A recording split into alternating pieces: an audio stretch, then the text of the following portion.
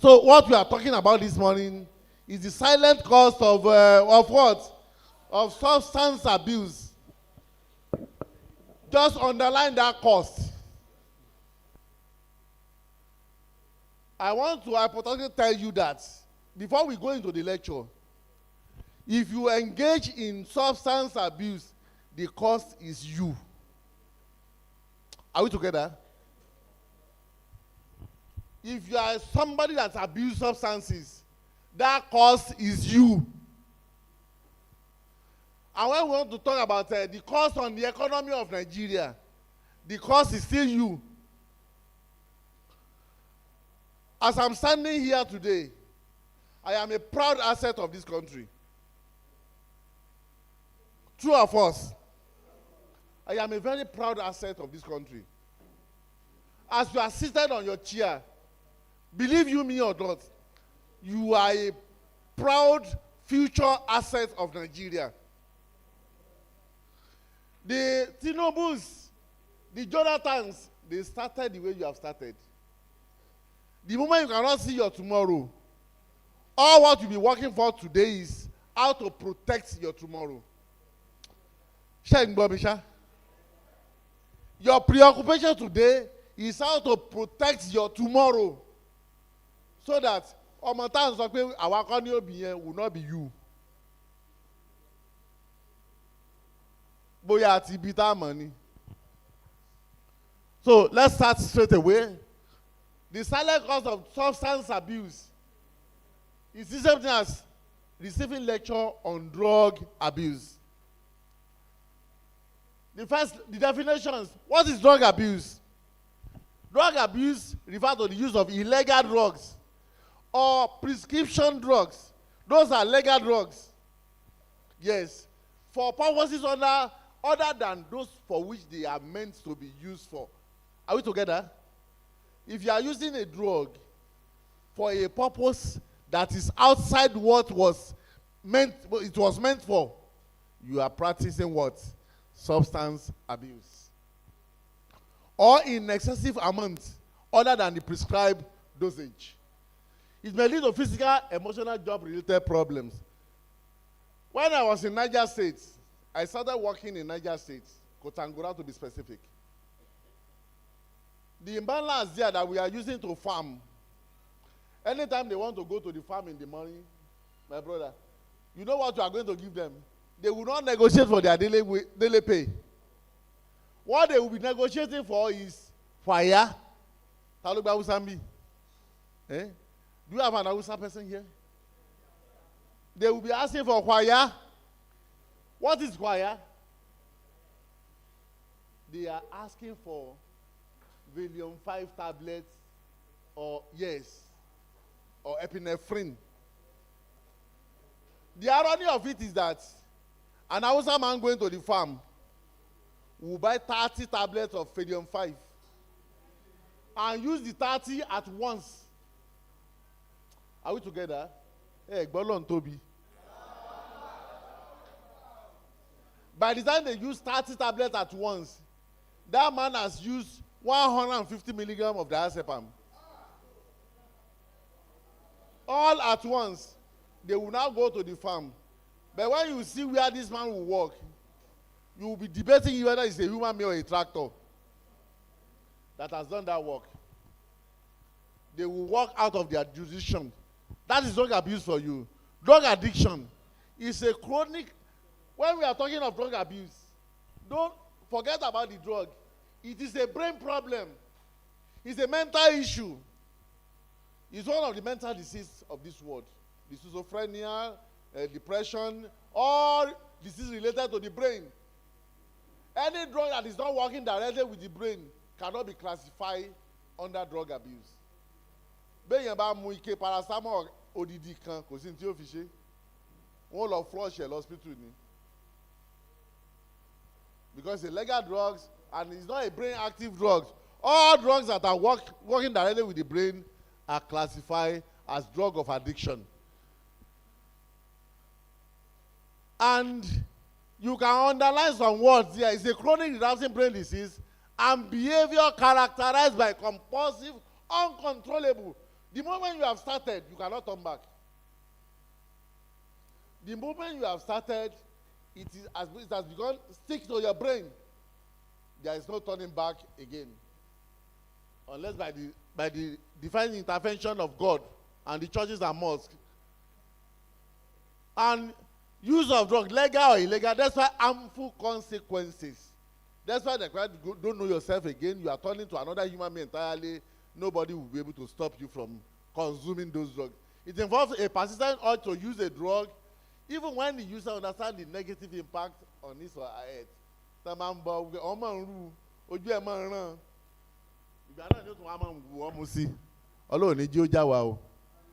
It's a very serious issue, and I don't want to foreclose it that we have some of them amongst you here. But we are preaching this morning. We are not delivering a lecture. I have come to beg you, to preach to you. If you're on that line, bring out your potential and stop drug addiction. Drug dependence is a situation where you cannot even function again without using that drug. That for any activity, even tossing a woman, you need a drug. Carrying a table, you will need that drug at certain stage of that dependence. Next slide. Yes. Why do people abuse drugs? Let's just run through. To have fun. They take it as a fun. Nowadays in some pub and clubs,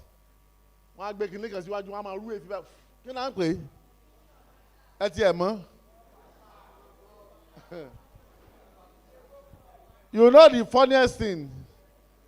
I went for a birthday party in one of the clubs, and I saw somebody in pure hijab.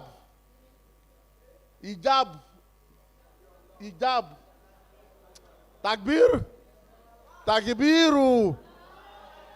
I saw somebody in hijab, puffing that thing. To tell you that we are on the second side of the world. Some people take excuse that they want to forget their problems, to relax and forget problem. When that drug goes away from your eyes, your problem will do what? Will do what? Come back. To gain confidence. Ojú lásán ò ṣe ya wèrè. Tí n bá ti ṣàbá yìí, kò sẹ́ni tí mi lè wojú ẹ̀. You are deceiving yourself. You are only destroying your own Nigeria.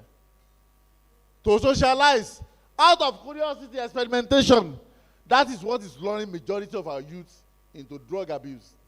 Experimentation. And we should guard against this thing. Count yourself lucky that you are here today. Many people have got lost in the wilderness. As a form of escapism, you want to escape certain things, certain challenges in life. Hello? To lessen inhibition, you don't want to go after some barrier. You want to go to drug abuse because you want to escape some barriers. Yes. To remove personal responsibility for decision. You don't want people to know that you are the architect of a certain nefarious activities. You want to use drug to escape, to celebrate or commiserate, beer and things like that, to remove boredom and stress. Self-education to cope with problems, to cover feelings of emptiness. Some people are empty, but I don't want to believe anybody is empty. Please, go and, if you are feeling empty, go and sit down and discover your potential. Everybody in this world has a potential. Nobody is empty. Only that you want to copy what others are doing. But you have your own personal potential that you have not discovered. Elomate, read the message. I am telling you, today is a multi-million person in Abuja, a medical doctor selling food. Yes. Fella was sent to abroad. I don't think whether you know Fella Nikula Kokuti. He was sent abroad to go and read medicine. The guy got there to go and read law. Thank you. He got there and he changed to music. And for the first time in Africa, fella died and CNN was televising the burial for almost 1 hour. Live on CNN. Abiola did not enjoy that luxury. Availability of abused substances. That's the role of government. When we get there, we'll talk about it. That these things are available make you to assess it. Post-trauma feelings. That a very grievous thing happened to you and you want to find a way of covering your trauma. It is not the best way to cover trauma. Next slide. Signs of drug abuse. Always watch your environment. Whenever you see all these signs in anybody's, suspect the person. Don't accuse the person. Just suspect the person. See somebody with a bloodshot and glazing eyes. Don't turn yana. But you say a club ni. Dilated or constituted people. Told you about tyranny. Yes. Could you tyranny? Weight changes. You are just losing weight every time without getting sick. Then you are into something very serious. Bruises, infections, or other signs of drug entrance into the body. When I was in state hospital, I worked with 2 nurses, 2 matrons in the hospital. Anytime you pass by them, they will be smelling. Until I got to know that the 2 of them are abusing pentazocine. Injection pentazocine. And they inject them. After injecting for about more than 5 years, so all the ties are full of sores. Those are signs of drug abuse. Behavioral changes, increased aggression and irritability. Ẹnìkan gbé kọ́ọ̀pù omi lọ́lẹ́gbẹ̀ẹ́ ọ̀sẹ̀ ẹ̀ lọ́fẹsẹ̀ gbá kọ́ọ̀pù yẹn ọ̀tí ẹ̀ mọ̀ pé omi ló wà ń bẹ̀ ló bá lọ yàdá. Ọ̀sẹ̀ pé ọdún omi ni ó lọ yàdá. What is the correlation? So that is increased aggression or irritability. Mo ti rẹ́ni tí wọ́n sálàdà rí lórí pé ẹnìkan mú sìgá lọ́wọ́. Ó wá jàgbá lọ́wọ́ rẹ̀ pé mo ní ọmọ mùkínní mọ́ ó sì rọrùn ó sì lọ́ má dànù ló sì sálàdà. So he suffered cutlass cut because he destroyed a stick of cigarettes. So that is increased aggression and irritability. Changes in attitude and personality. You just see somebody just changing. Dreadlock, unkept jeans, tattered shirts, every time. And he's a big guy on the campus. Just suspect the person that is into drug abuse. Lethargy, unmotivated. Nothing that will say that will motivate the person. And said to them, have you finished talking? Okay. Depression. Depression is a cough. Continuum happiness and sadness. Every time. You see him laughing now, the next minute he's into a corner, thinking on his own. Yes. Withdrawal from family members. When you see anybody always buying tom-tom, always chewing gum. When all of you are in the sitting room, he's in his bedroom. Running away from the family members. He has something he or she is covering. Yes. Suspect the person. Why are we saying all this? So that we can quickly assist the person to turn back from a road of destruction. Signs of drug abuse. This is another very serious one that is pertaining to you. We call it dating violence. You are all adolescents. You are all young person. Just tailor this particular slide to your life. If anybody is doing that to you, run. Are we together? If anybody is doing this one to you, please run. There is nothing called love. Love exists when you are alive. Yes.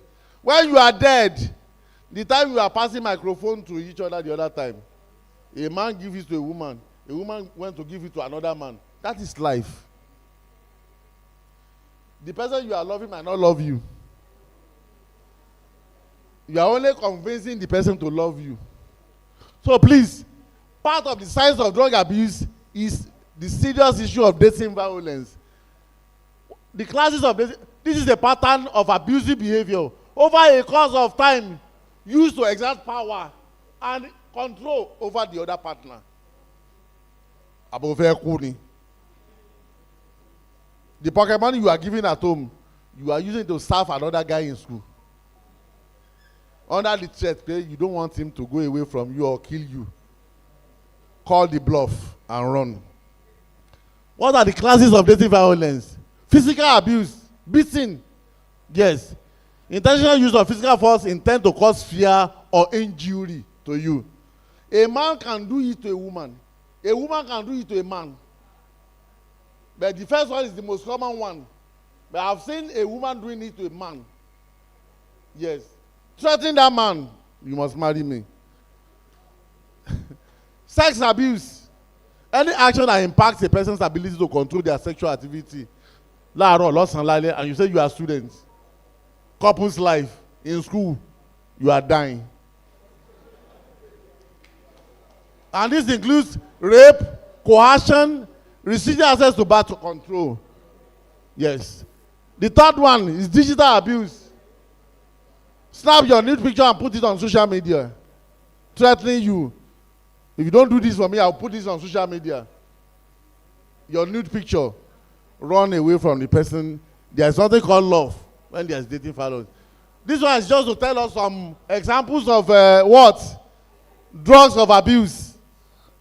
Some example. Blow, bump, cake, Charlie. They call it cocaine. White powder. DMT. No commercial, white or yellow crystal powder, and this is the way of taking. Those are the, for the want of time, just look at it. Next slide. Yes. Ketamine, ketala, liquid white powder. These are injections using the but they abuse it a lot. LSD, marijuana, you know that one. That one that is so common nowadays that our youth of nowadays, they use it as if it is a tom-tom. They smoke hemp like tomorrow will not come. And you know that even in eyebrow schools, the unfortunate thing is that we have done research in some secondary school where hemp smoking is at the highest. In Osun State, in Ondo State, and Kano State. It is a very serious problem nowadays. Even Osogbo here, you see 17, 18, 20 years old kids smoking hemp like trailer drivers. It's a very serious issue. Marijuana, captain, schoolboy, codeine, yes. Fentanyl, tango, those are the different names by which they are called. And so on and so forth. Then let us talk about the universal nature of drug abuse. Why are we fearing drug abuse? This is why we are fearing drug abuse. It's so universal in nature that once you have started, it is compulsive, progressive, and repetitive, and very obsessive. Once you have passed stage one, the addiction is unmanageable and very mandatory. Even those who are drinking beer, ordinary beer, when they come back from work and they, this body has not settled until I take about 4 or 5 bottles of trophy every day. And it becomes very progressive. There is something we call drug tolerance. In drug abuse, there is something we call tolerance. That's the big problem.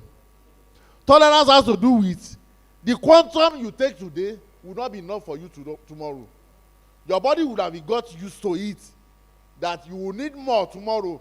Day after tomorrow, you will need more. That is why when you see drug addicts, they are armed robbers. They can kill to get money. Because any day they cannot get money to take that, it's as if they are not in this world again. They can do anything to get money to buy drugs. They sell their father's house. Somebody took his mother's car to Lagos under the pretext that he's attending a wedding of a friend. Got to Lagos, he has gone with all the particulars and he sold the car and refused to come home in the next 1 month. In fact, they were begging him to come home. Sold the car, and the unfortunate thing is he did not come back home with any 1 naira out of the proceeds from the car. He used everything to buy what? Drugs.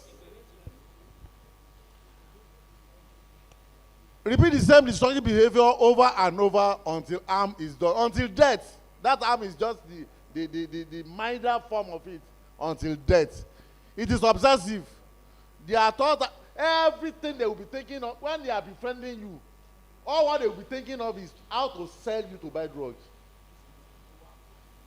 How to sell their mother to buy drugs.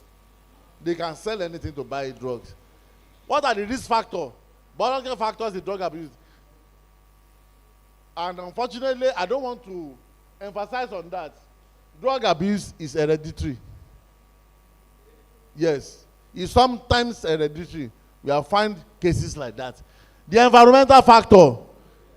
A child that grew up in a garage where M's has been smoked, beers have been drunk in a garage, Ibelotilo primary school, enters secondary school when the mother is still selling in the garage, he will end up being a drug abuser at the end of the day. Adolescents experience a double challenge because their brain has still developed in areas that govern decision making. As you are seated, you are still at a stage where you can be convinced reasonably to do anything, except some few of you. You are at that stage where there is a level that you can think. Your thinking will be limited to where you are now. You can be convinced to do anything. By the time they try you for more than 1-2 months, you start testing it. So, prevalence of drug use in Nigeria. This is just a summary to tell you that it cut across Nigeria. These are in Nigeria today. The estimated number of drug abusers is, this is 2021, not 2025. Oh, we have 14,300,000 people in Nigeria abusing drugs, of which some of you are members.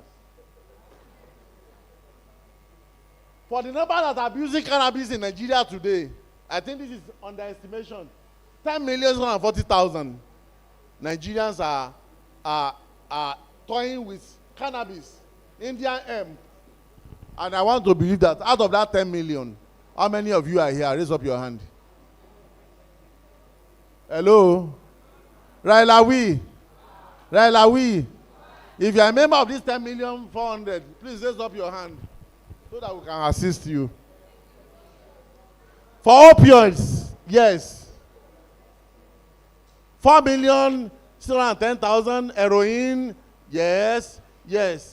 And tablets and codeine, morphine, 4,608,000. For cocaine in Nigeria, why the number is low is that it's a very expensive drug to toy with. If you put a little cocaine on your tip of finger like this, it can be more than 500,000 naira. Some may simulate. Like, 500,000 naira. Tranquilizer and sedative. Those are the diazepams, Rohypnol, and so on and so forth. 481,000.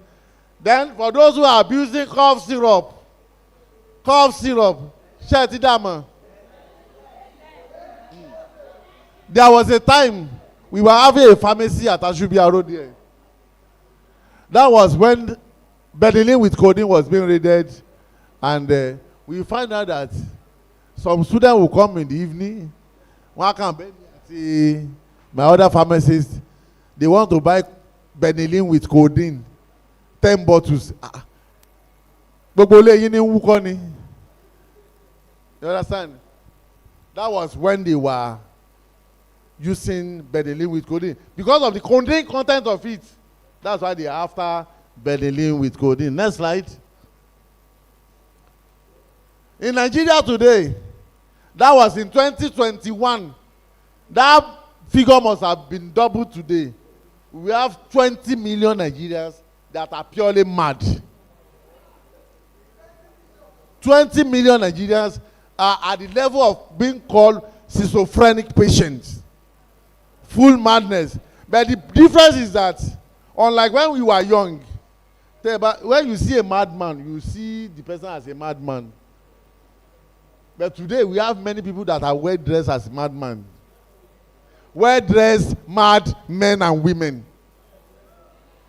We have that in the National Assembly, every state house of assembly, every nook and cranny of Nigeria, we have madmen. So be very careful when you are meeting a madman. This is a map of which country?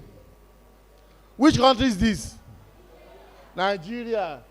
This slide is telling us the prevalence of drug abuse in each of the geopolitical zones of Nigeria.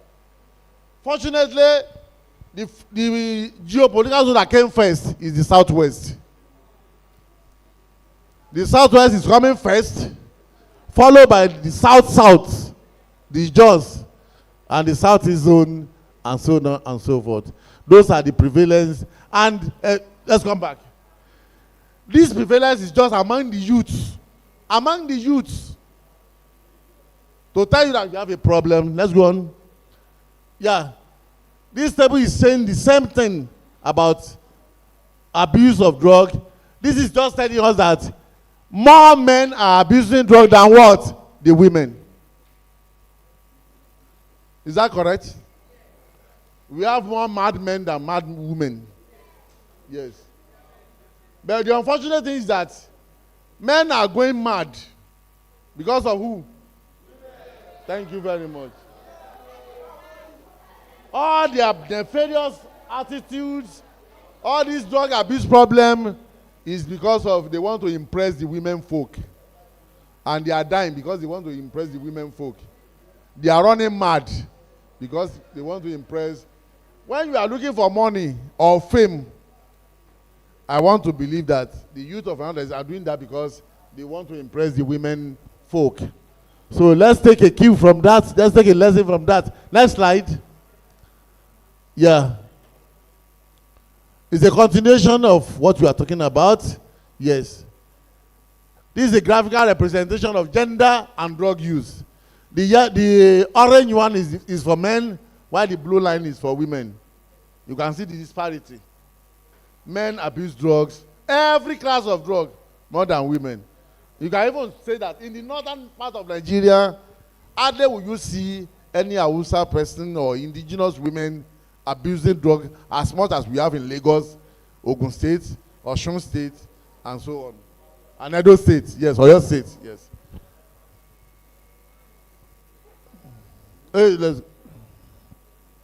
Yeah. Means or passive ease of or difficulty in accessing drug treatment user by these are geographical representation of how we abuse substances. Next slide. Let's be quick.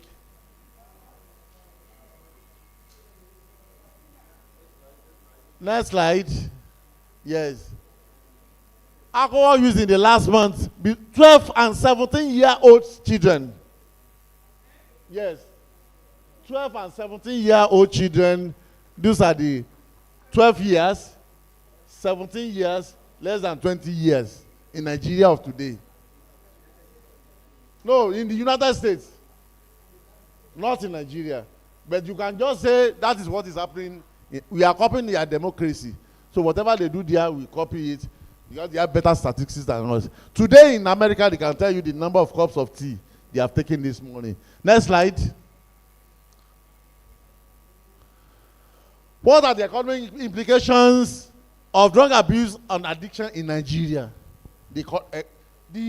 I told you the other time that the implication of drug abuse is you, the abuser of the drug. You are the cause to Nigeria. Because if we lose you today, we have lost a potential asset. No be so? If we lose you today, from your family to your community, we know we have lost an asset. So the first one is as increase in healthcare costs to government and to the family. Substance abuse to increase healthcare costs due to the treatment of substance abuse related illness and injuries. When you knock your head against anything when you are drunk, they will request for MRI. So many expensive ways of treating you so that you can become normal. We have rehabilitation centers that are making money out of drug abuse problem in Nigeria. The second one is reduced work productivity. Drug abuse results in reduced work productivity, absenteeism in school. Tẹ́ bá ti rẹ́ nìkan tí ò wá school déédéé, ó ti sọnù, ó ti wọgbó lọ. Absenteeism and increased workplace accidents. When they say somebody was grinding flour in a bakery, open his eyes and put his hand under the roller, he must have got drunk. There can be an accident, truly, but most of the time, those are people that have relapsing brains, that their brain is just working intermittently. Crime and law enforcement. We have so many agencies established because of this particular problem in Nigeria. NDLA is there, NAFDAC is there. There's a Department of Police saddled with the control of narcotics in Nigeria. All of them have been paid salary. They have money from government they are spending. Those are the costs to the country. Family disruption. A drug addict, except the wife too is an addict or the husband is an addict, or both of them are addicts, they cannot have a settled family. It's either the wife is in battle today, a slap tomorrow, divorces, a very expensive marriages of high-class people in Nigeria that would not last 6 months. They are due to brain problem. It's a disease in Nigeria today. And marriage journey, but they never study them that they are drug abusers. Loss of human potential.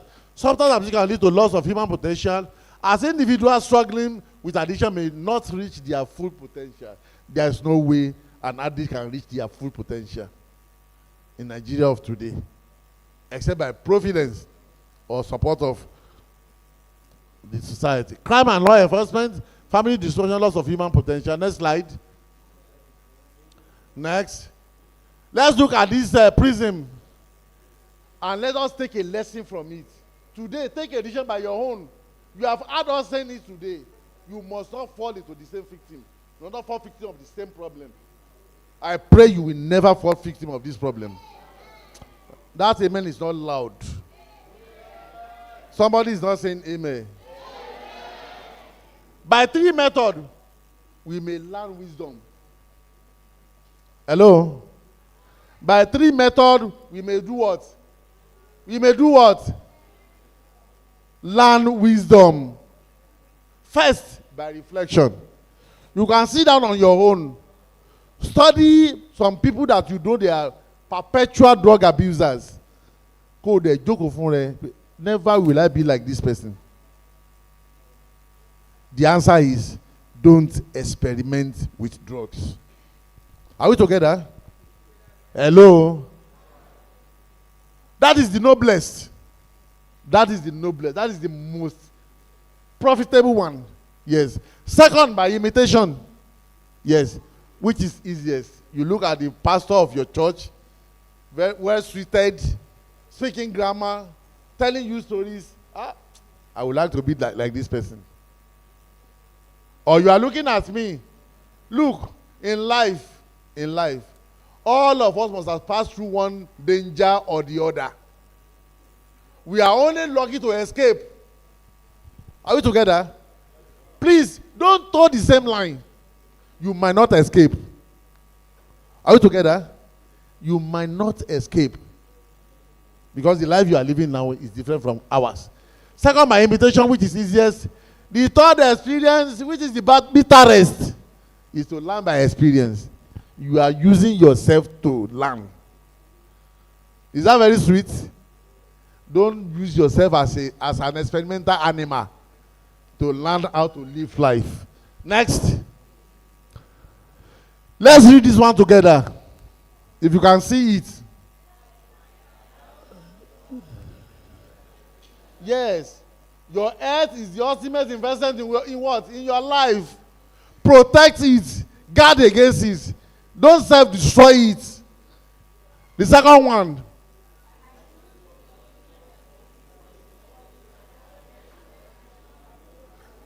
Yes.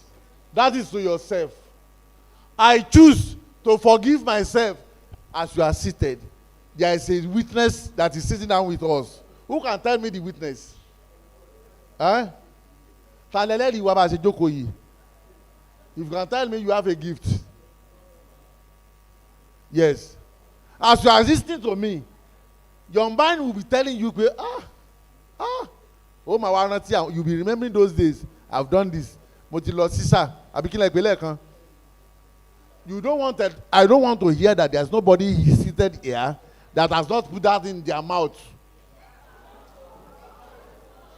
You can only trust yourself.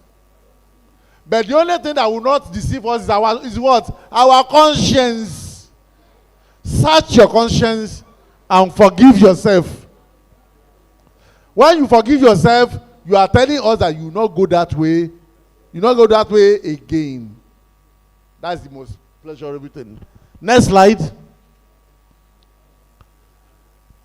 Ask yourself if what you are doing today is getting you closer to where you want to be tomorrow.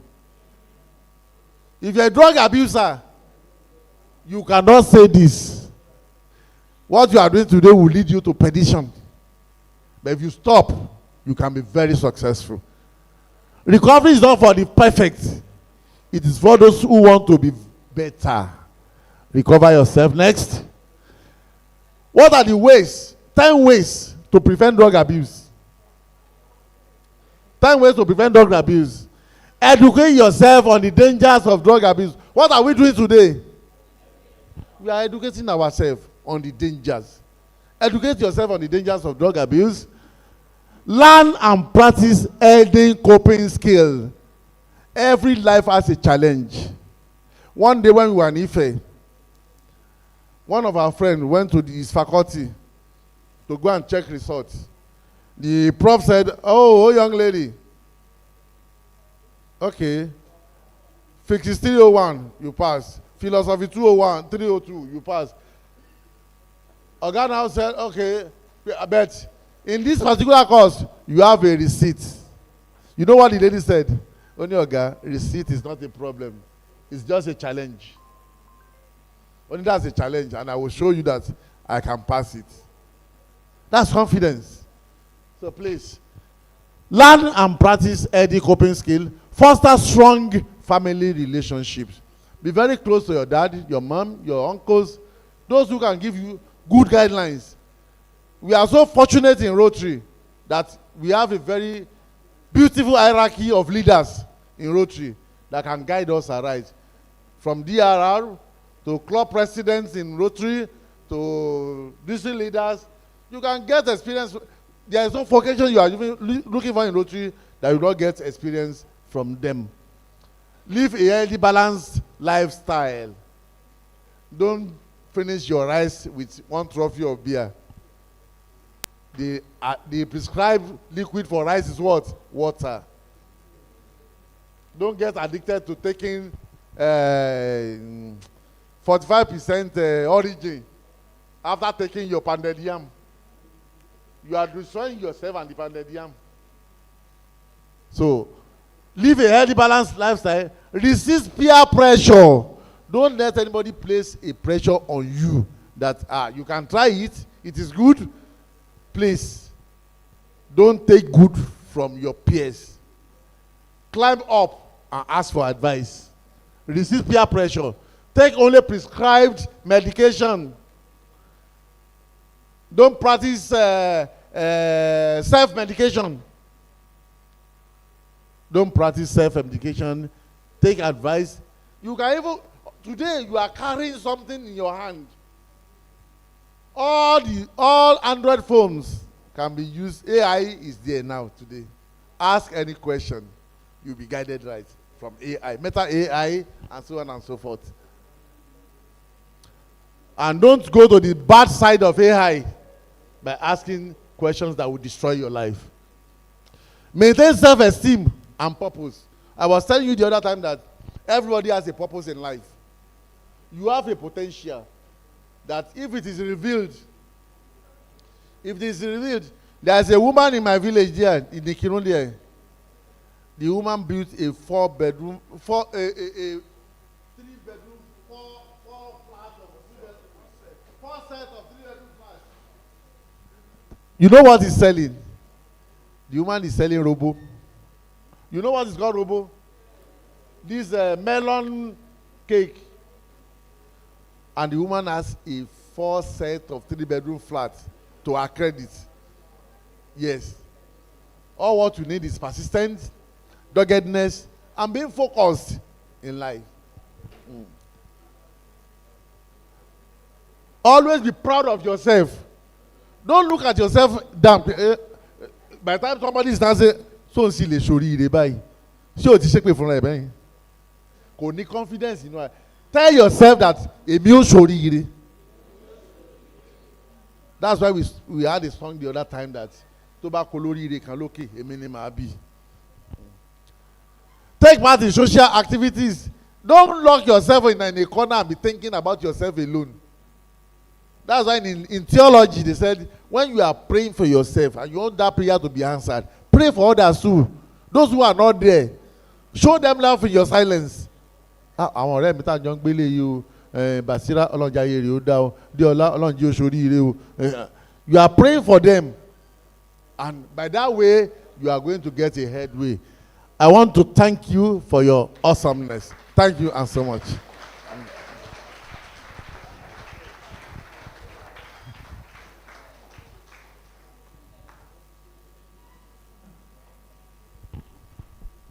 If you want to be a good speaker, join the Rotary. If you want to be a good speaker, join the Rotary. Oh, join the Rotary. Join the Rotary and be a good speaker. How should we appreciate our distinguished guest speaker? Locomotive. Are we ready? Are you ready? Oh yeah, let's go.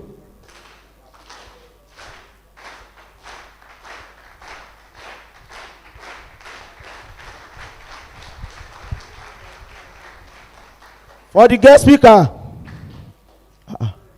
a big one. For the guest speaker, for yourself, bigger one, bigger one. Bigger.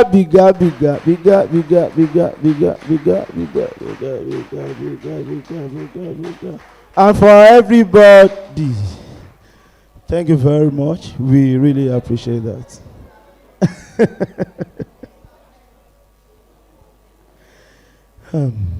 My chairman, sir. Questions? Okay.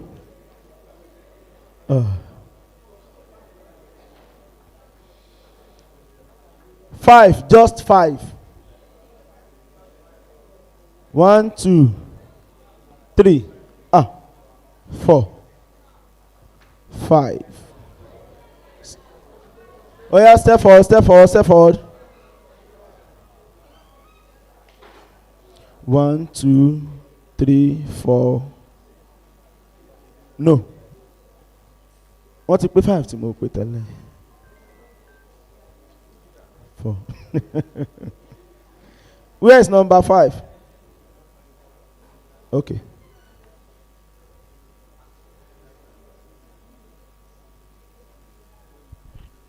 Good day, sir. Thanks so much for the opportunity. Actually, I want to talk about the aspect of drug abuse that people does not take note of. Especially if, when you said majority of people here are abusing drug, majority doesn't believe it. When you were, maybe doctor prescribe a drug for you that you need to use for 7 days.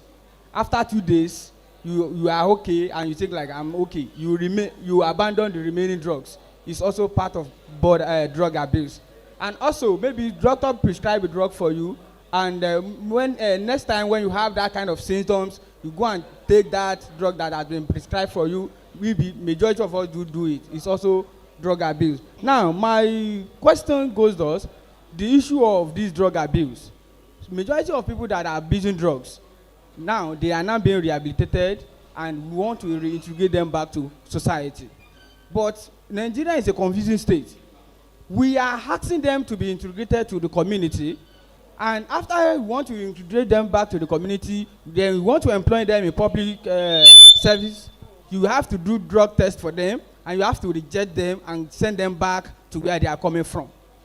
Now, you said you want to integrate them back to the society, and after the rehabilitation, they apply for a job, you ask them to do drug test, and you send them back. So what are the ways to solve that? That's one. Number two, actually, I want to talk about the data. When we are talking about data generation in Nigeria, like one of my professors do tell me, the data generation is no in Nigeria. Because when we are saying this, it's to the best of my knowledge, it's like we are portraying Nigerian bad. When we are saying this, like 20 million people are taking drugs, 700 million people are taking drugs, and we are not taking action. We have the pharmacies, we have the NDLA. If the pharmacy does not produce the drugs, will the society be taking such drug? And when someone is coming to take drug, what are the precautions that the pharmacy put in place? And those people that have been addressed, please. So now, the last question is about the hereditary that you make mention of. When we are talking about this hereditary, have to do with genesis, transmission, and other things. Now, how is it possible? I believe that the environment can influence, but the part of how maybe the father is a drunkard or smoker, how can it be transferred to the child? That is my question.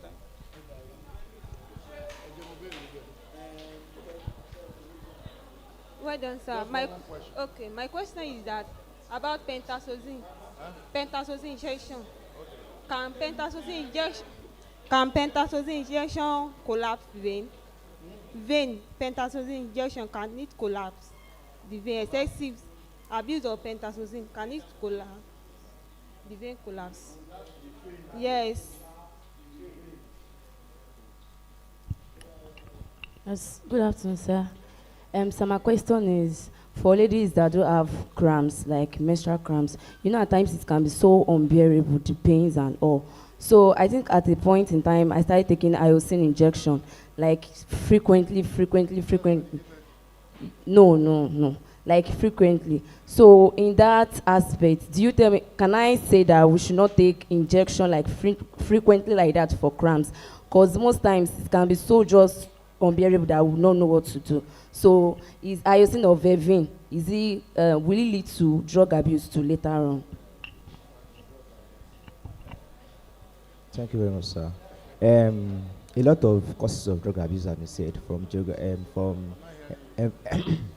a lot of drug abuse causes have been said from environment to biological. So I want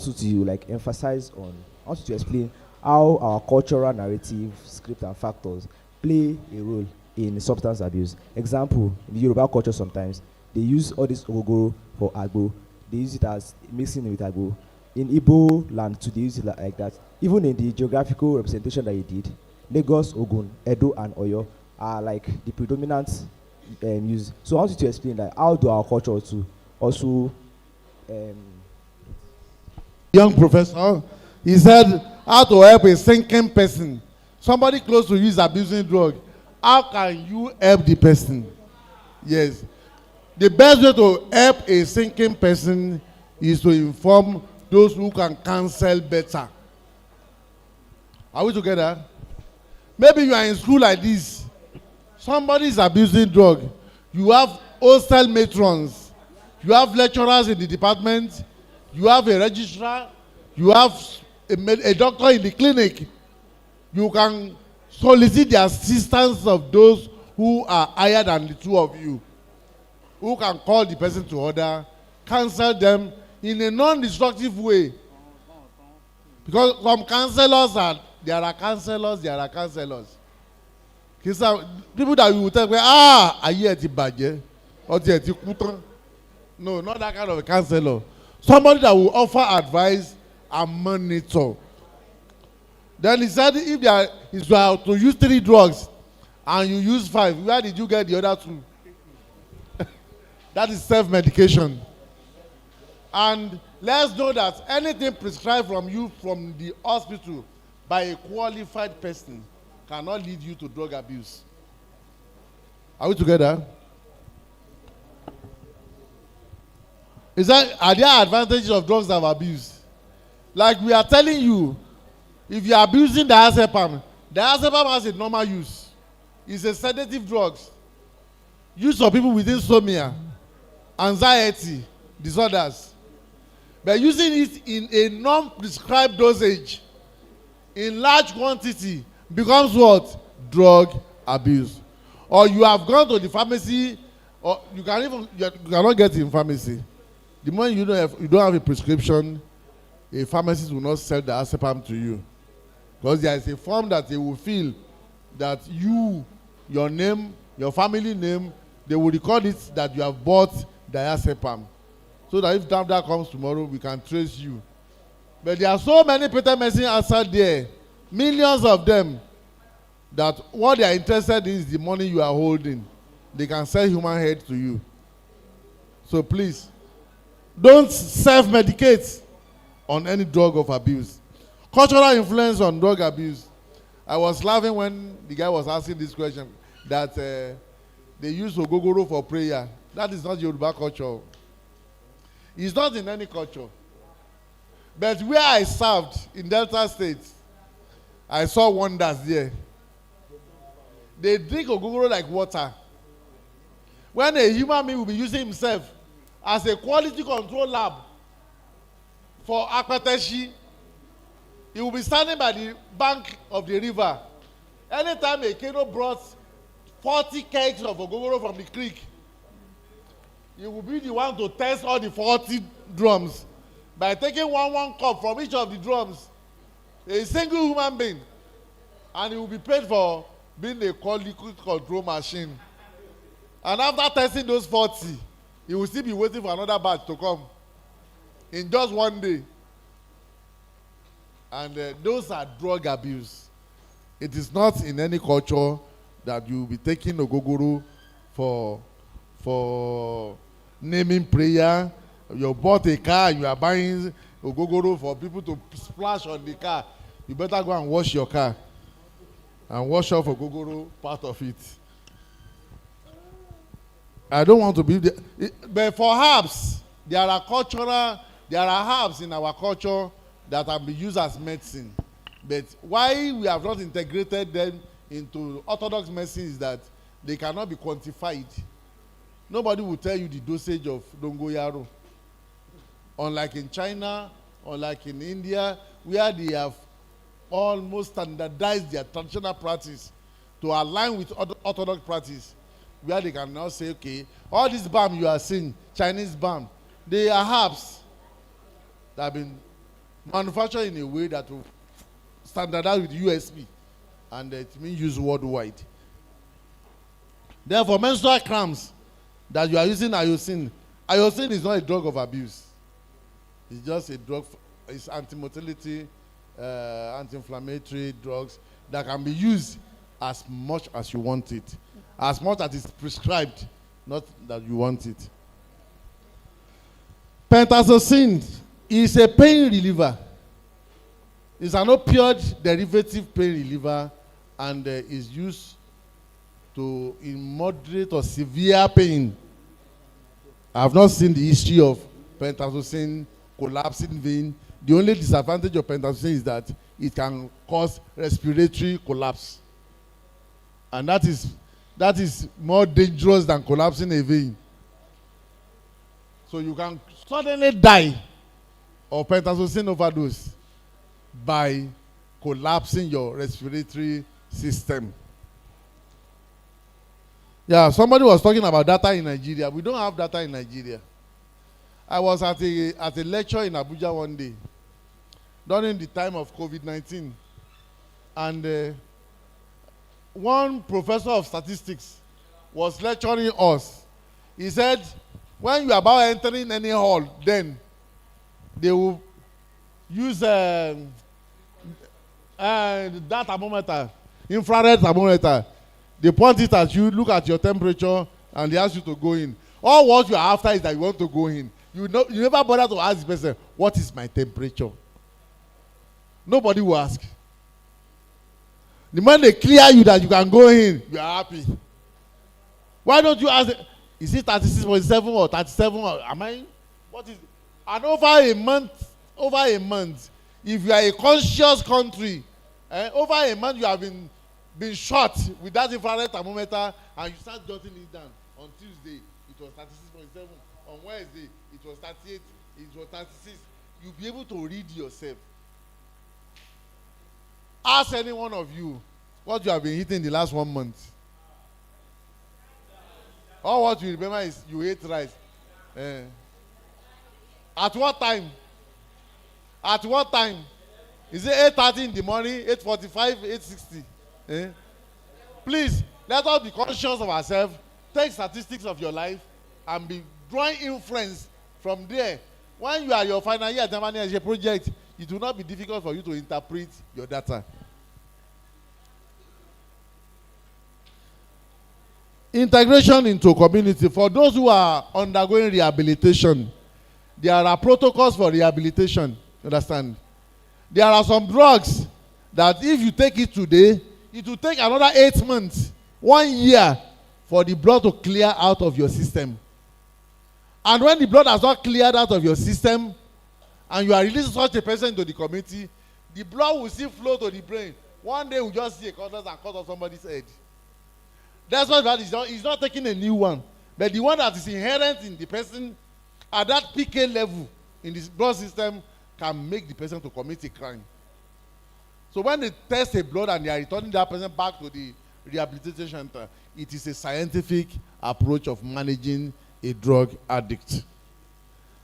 Somebody was asking that if you are to use a drug for 5 days, after 2 days you are okay and you abandon the rest. That is not drug abuse. It is drug misuse. Are you together? That is drug misuse. Or the 3rd day, you now see a neighbor of yours having the same abuse apps. Because every app can be abused because there is no dosage to apps.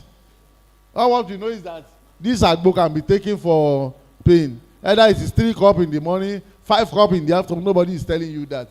Just go and use it so you can abuse apps. Let's use things that can be prescribed and predicted. I want to thank you for your attention.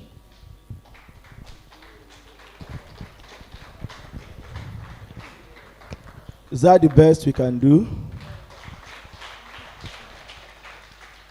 You can still do better. Don't go, sir. Don't sit down, sir. Am I at Joko? Am I Jada? Yes, usually we always appreciate our guest speakers. And of course, your home will not be an exception. Only if you want to ignore it because you are a past president of immediate past district governor. And it is on this note that I would love to invite our president of presidents, the chairman council of presidents of Osun State Rotary Clubs, to come and now present a word of appreciation to our guest speaker.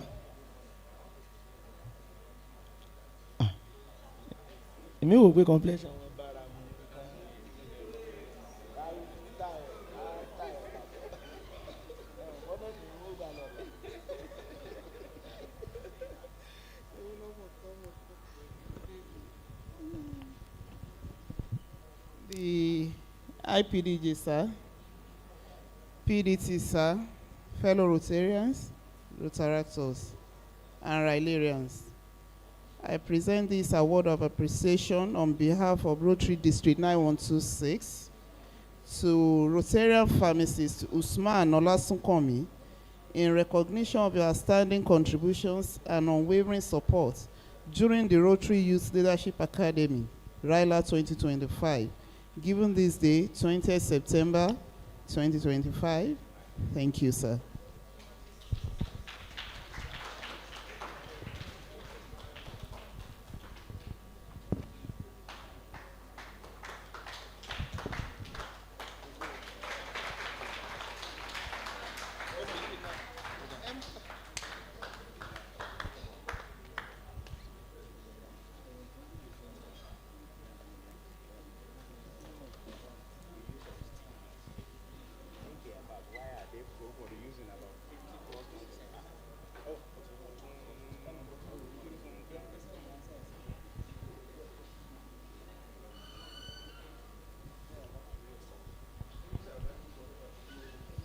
Ryla we.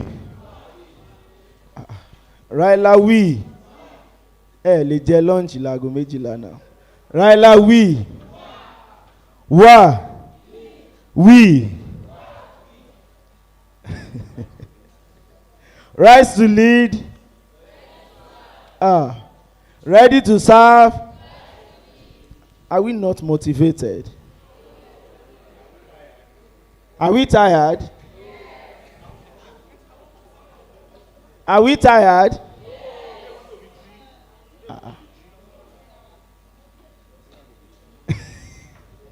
Should I invite Emmanuel?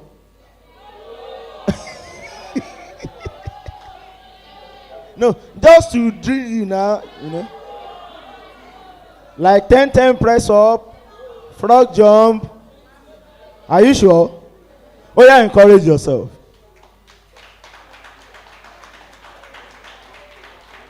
Shower me for one time. Shower me for one time. Akpata, shower me for one time. Iwadola, shower me for one time. Shower me for one time.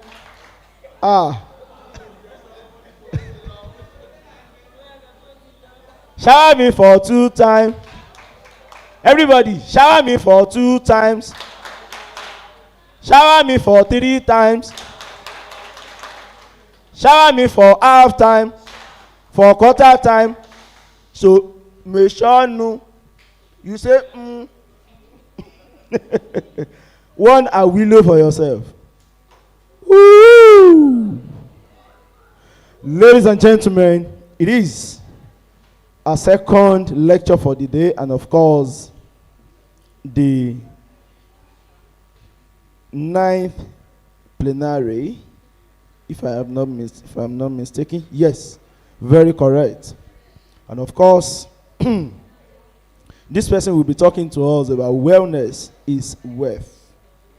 Wellness is wealth. Be well to do well. And it is on this note that I want to welcome on stage pharmacist Razak Saliu. Please a round of applause for him.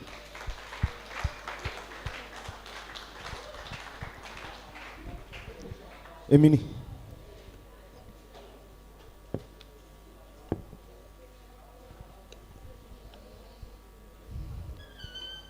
We have a citation here. Media. Mo ti fẹ́ béèrè pé ṣé èmi ni mo ṣe media ni àbí guest speaker. PAG pharmacist past district treasurer Razak Saliu. Ẹ ṣe discount ẹ ṣe kìíní náà. Pharmacist Razak Saliu was born on the 21st June 1967 in Owo, Ondo State. Owo ti Ondo ni o. He has built a distinguished career in pharmacy and public service. From an early age, he demonstrated a passion for healthcare and community development, which has defined his professional journey over the past 3 decades.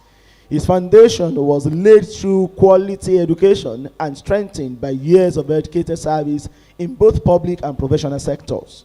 He began his educational pursuits at Government School, Owo, where he obtained his primary school certificate before proceeding to Owo High School, where he successfully completed his West African School certificate. Driven by a strong interest in the earth sciences, he advanced to Obafemi Awolowo University, Ile-Ife, where he earned a Bachelor of Pharmacy, BPharm degree.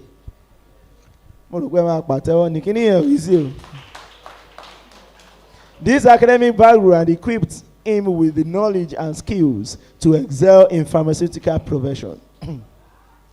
Pharmacist Saliu's career trajectory reflects consistent growth and commitment. He undertook his internship at Health Aid Limited, Lagos, and later completed his National Youth Service Corps NYSC at the Ministry of Health Headquarters, Jos, Plateau State. He subsequently joined the Osun State Civil Service, where he has served in various capacities across hospitals under the State Hospitals Management Board. His postings included State Hospital Oshogbo, State Hospital Iwo, and State Hospital Ede, before rising to serve at the office of the Director of Pharmaceutical Services, both the Hospital Management Board and the Ministry of Health, Abere. Beyond his professional duties, he has been a highly active contributor to professional associations and unions. He serves as chairman of the National Association of Hospital Pharmacists, Osun State Government Arm, from 1994 to 2026. 2006. I know. And also held leadership positions in the Nigerian Union of Pharmacists, medical laboratory technologists, and allied professions. His service to the Pharmaceutical Science Society of Nigeria, PSN Osun State, has included roles as secretary, vice chairman, and chairman.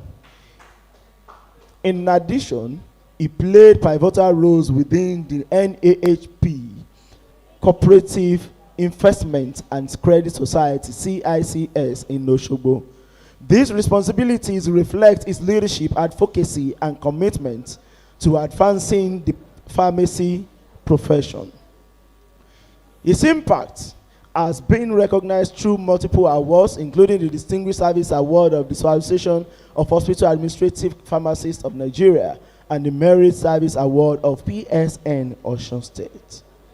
Outside of pharmacy, he also contributes to community development, serving as chairman of the Landlord and Tenant Association Goshen Community of Atedo.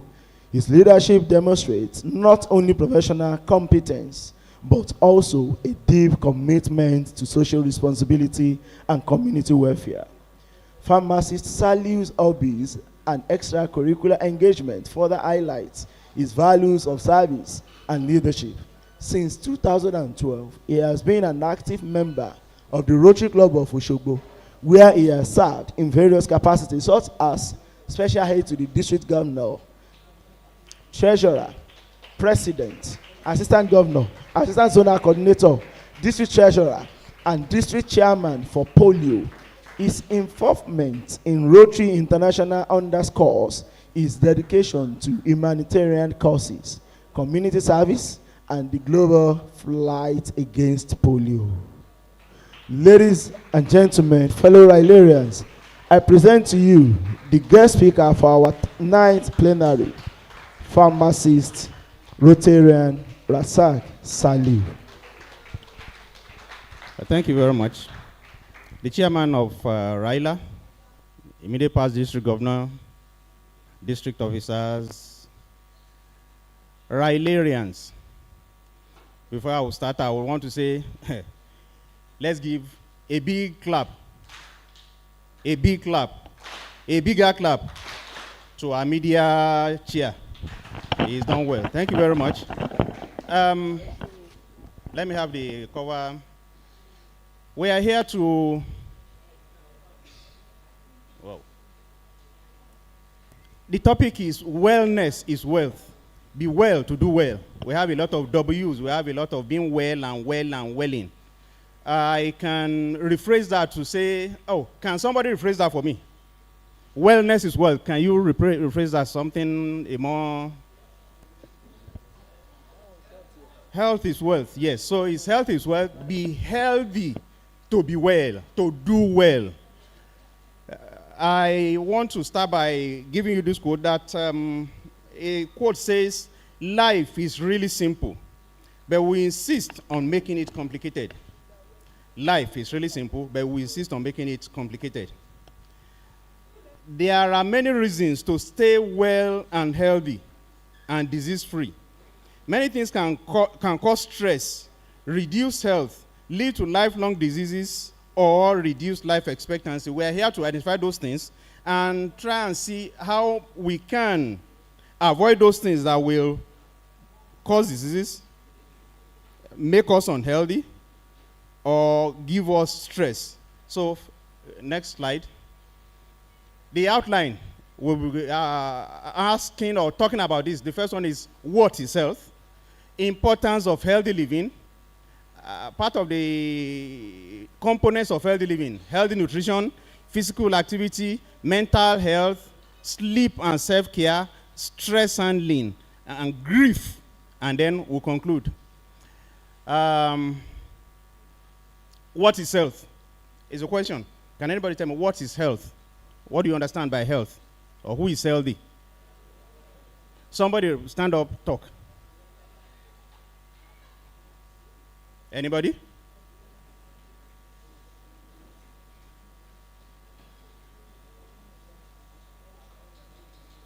Move it, move it. Can you talk from there?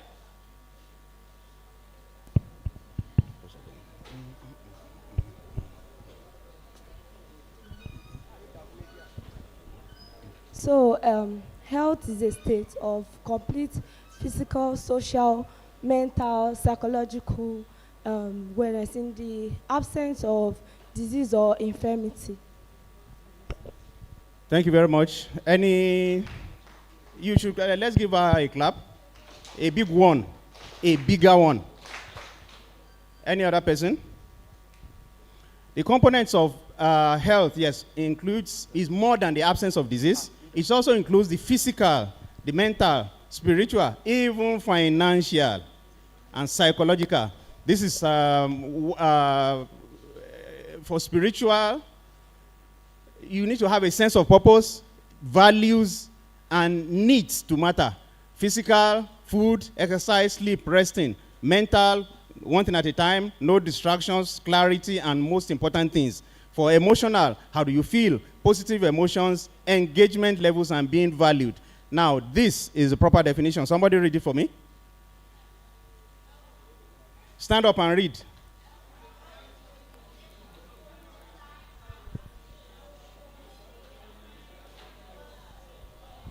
Health is a complete physical, mental, and social well-being, and not merely the absence of disease or infirmity. It's the World Health Organization. It's the World Health Organization definition. Now, this recognizes that health is influenced by a range of factors such as lifestyle, environment, genetics, and access to healthcare. Now,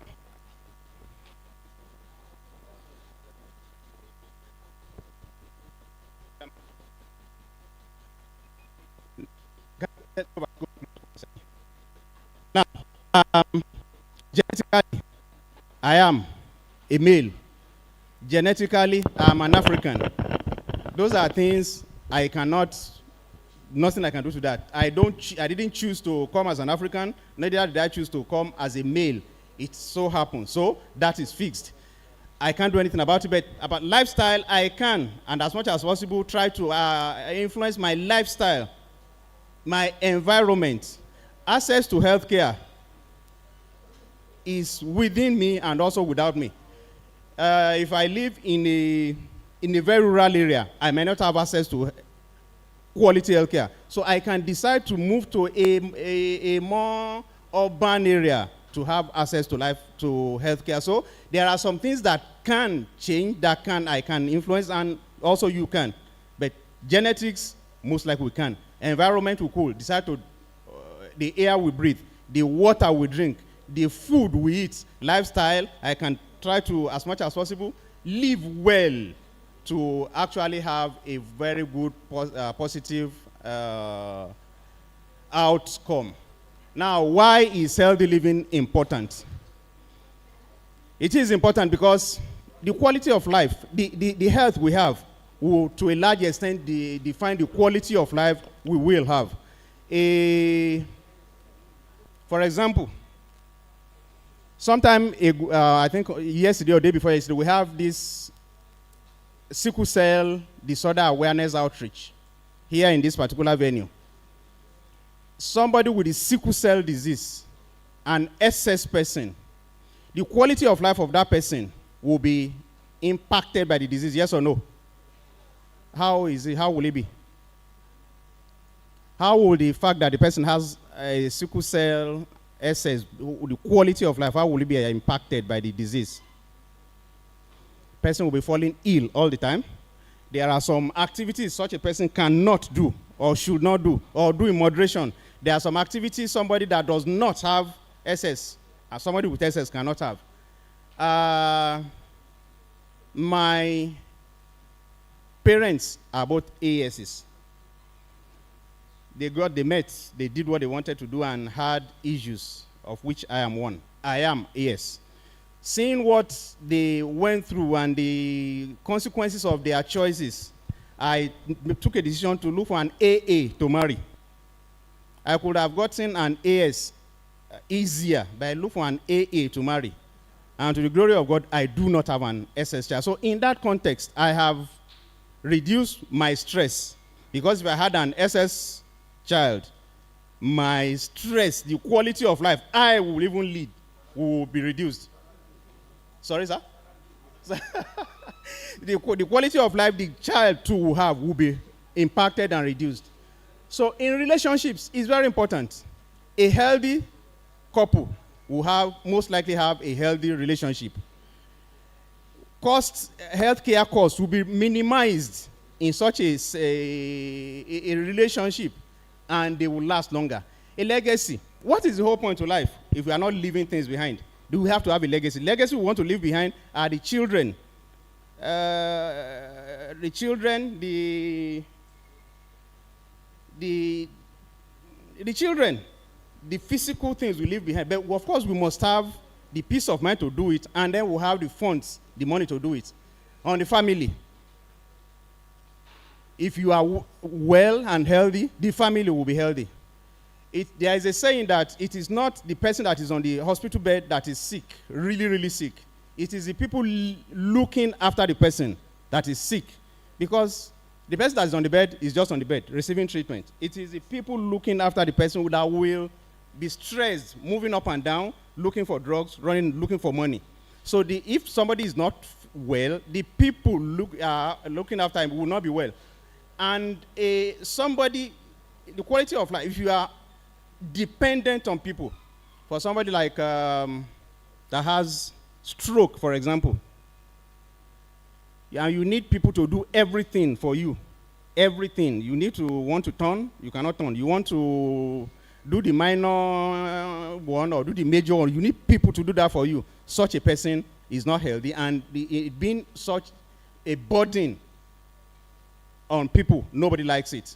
It's only healthy people that will achieve their full potential. Your full potential, what Nigeria expects from you is for you to be a complete citizen, for you to be part of the nation-building experiment, for you to set goals, for you to pay tax. It's very important. Government will want you to make money so that government will make money from you. That was part of what you need to do. And you need health to do that. You need to achieve your full potential. A healthy person who is part of the nation-building process, it is easier and cheaper to prevent diseases rather than to treat it. When people are diseased already, the burden on the healthcare system is high. It's better we prevent those things before. So their health is of three types. We have preventive, curative, and restorative. As much as possible, let's focus more on the preventive. Let's run away. Like I said, I have prevented using preventive measures. I've made sure I don't have SS children. If we have illnesses, let's cure them. And if need be, let's restore broken down and damaged bodies. Okay. Now, to live well, to be well, we need to eat well. What is called eating well? The nutrition has to be balanced. What is balanced nutrition? It's more than pure quantity. It's more than pure just to eat quantity. There has to be a quality associated with it too. There are three major branches of food. Who knows those? The three types, three 3 types of food. Louder. Carbohydrates, that's the only thing I had. Carbohydrates, protein. So we need to have those in balanced quantities, and they are called what we call micronutrients. The micronutrients too are important for developmental purposes. If children at certain age do not get these things in the right quantities, so children will not achieve their full potential. They will either be stunted, they will be wasted, they will have, they don't have, they will be malnourished. The mental development will not happen, and even physical development will not take place. So at the particular time, at the appropriate time, balanced diet is very important. When we are eating, we need to prioritize. I have a question. Between a bottle of Coke, how much is a bottle of Coke? How much is 1 egg? So a bottle of Coke can buy 2 eggs. Which is more important to eat, a bottle of Coke or a couple of eggs? So one will need to prioritize, especially when we have limited resources. So prioritizing, knowing exactly what to eat is very important. Okay, I have that between the egg and then you have to have a schedule to eat. You are not supposed to eat only when you are hungry. You need to, you say it's a lie. You are not supposed to eat only when you are hungry. Knowing the food types, you are supposed to eat when you are supposed to eat. Of course, the quantity of food might not, because the issue of balanced diet presupposes that you have your body weight, your activity, then the nutrients you need must be taken in at particular times. And as much as possible, eat what is locally available. Eat what is locally available. What is locally available most of the time is cheaper most of the time. And ensure adequate hydration. Hydration also is a constant thing. Hydration does not only mean drinking water when you are eating. Frequently, one must be taking water. And I'm happy to say that as often as you guys are entering the hall, I see you grabbing sachets of water. I just hope you are drinking the water and not necessarily just taking a sip out of it and throwing the rest away. So adequate hydration is very important because water is essential to life. Water is life. You need water for most of the enzymes to work, most digestions to take place, and to replace losses. Next slide.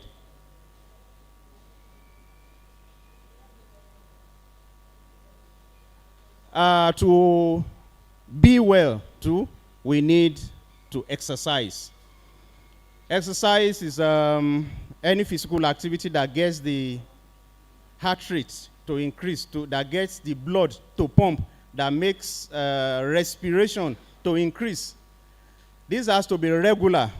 Anything called exercise should be regular. You need to have whether waking up in the morning and deciding to either jog on the spot, do press-ups, do squats, do running on the spot, whatever. It has to be regular and it has to be sustained. That is when it becomes beneficial.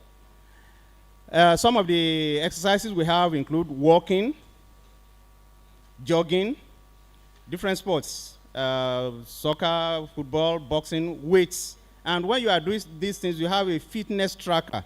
There are some applications now that puts on your phone. It will calibrate, measure the number of steps you have taken.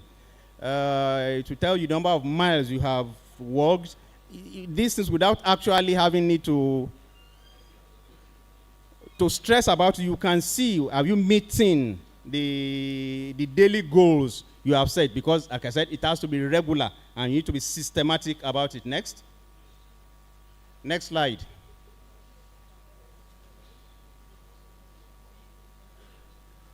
Now, mental wellness. The issue of mental wellness comes in where there are, in life, the only constant thing is change in this our life. Mental stress comes when changes come and we are not really ready for the changes. Before change comes, we are supposed to have prepared for the change. We know change will come.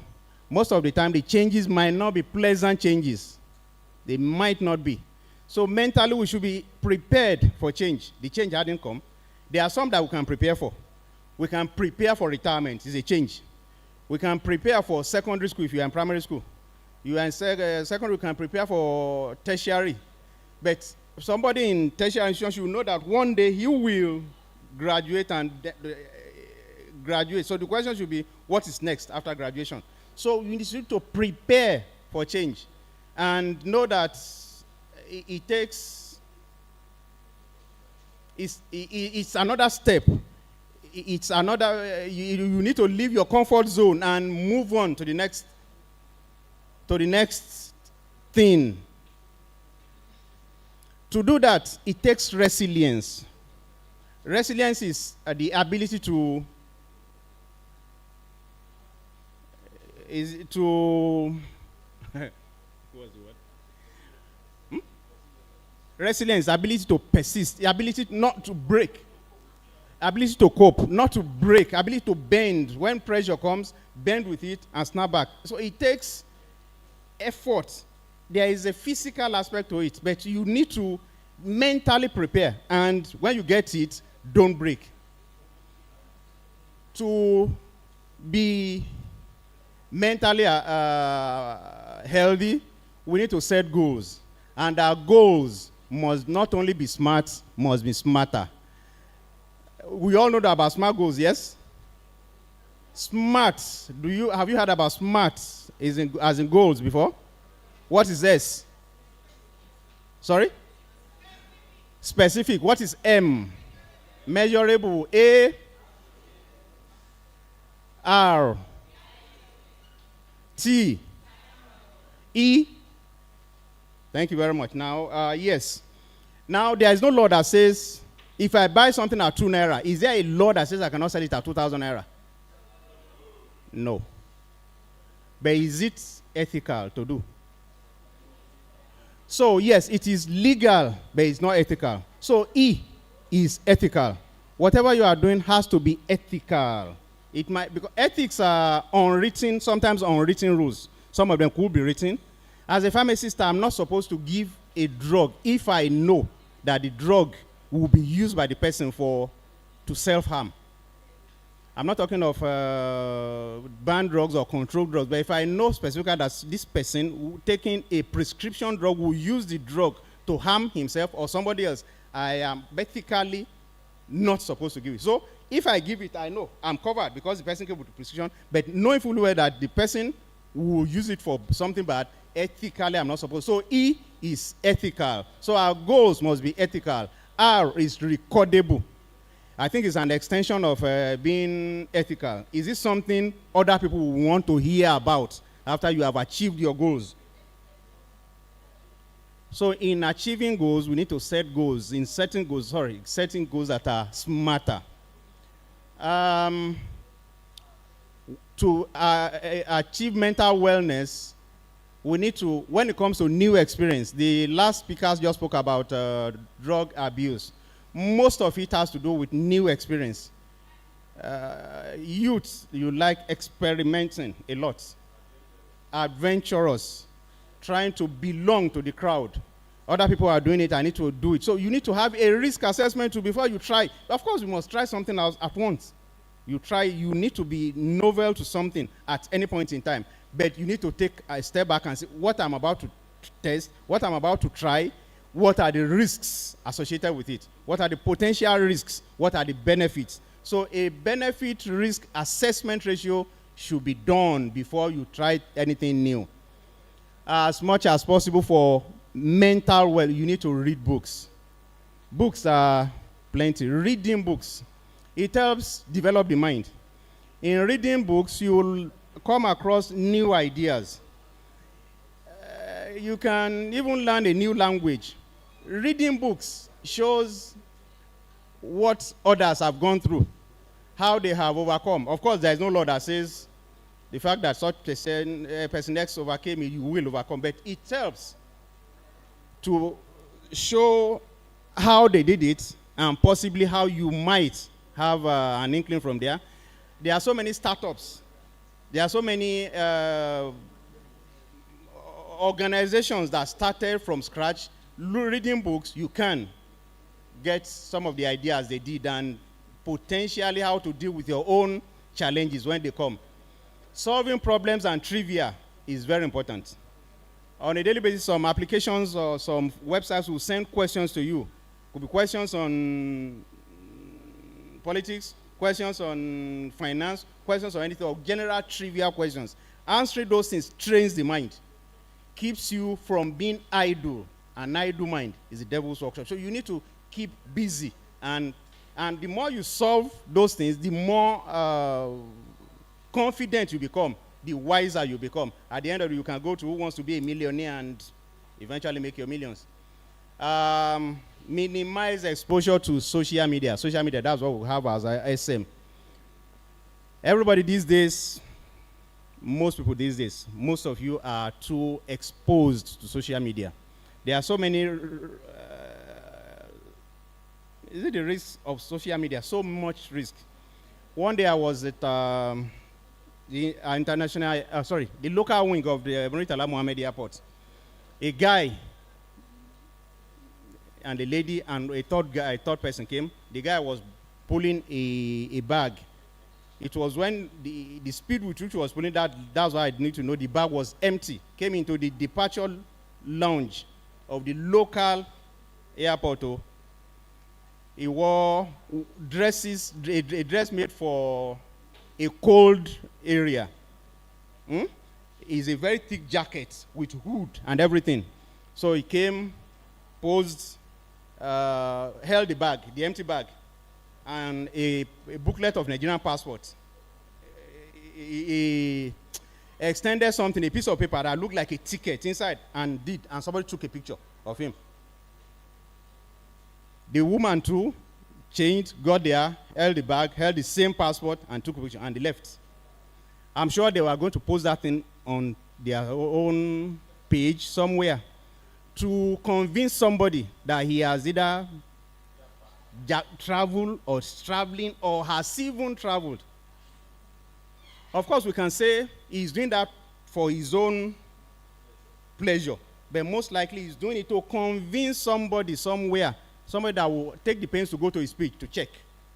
So people checking other people's pages too much. But by the time you get there, you see that the person is either he has just bought a new house, he's bought a new car, his wife just bought a new dress, just brought a new ring for his wife. It could be true, it might not be true. But most of the time, you end up asking God, why me? Thinking, how can I do it? Thinking this guy has gone far. And at the end of the day, being sad. Rotary and Usman, sir, you say every disappointment arises from comparison. You said so? Yes. So most of the time, the disappointment we have in life arises when we compare ourselves with others, and we compare ourselves and find ourselves to be unachieving, we have not achieved much. Why is this guy? He has gone now. So some of those things might not really be true. So we need to focus more on ourselves rather than focusing more on things or people we see on other people's social media. And that depression is real. Depression is real, very real. If you are depressed, we are all depressed at one time or the other in our lives. We have to be. Reach out.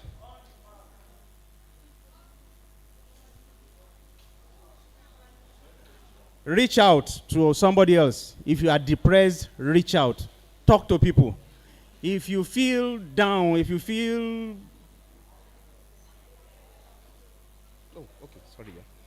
If you feel down, if you feel you need help, reach out. If you know somebody that is depressed or looks depressed, or somebody that is changing, somebody that has been talking before the person is not talking, do something. Talk, reach out. Even normal greeting once in a while. How are you? Reach out. Good morning. To say how are you, most of the time, the answer will be fine. But how are you? Good morning. how do you feel this morning? Where are you? Can I see you? Rather than they asking the pro forma questions of, are you okay? Yes. Do you need anything? No. Avoid asking yes or no questions. Ask really, how are you feeling? Really, I want to know. Next.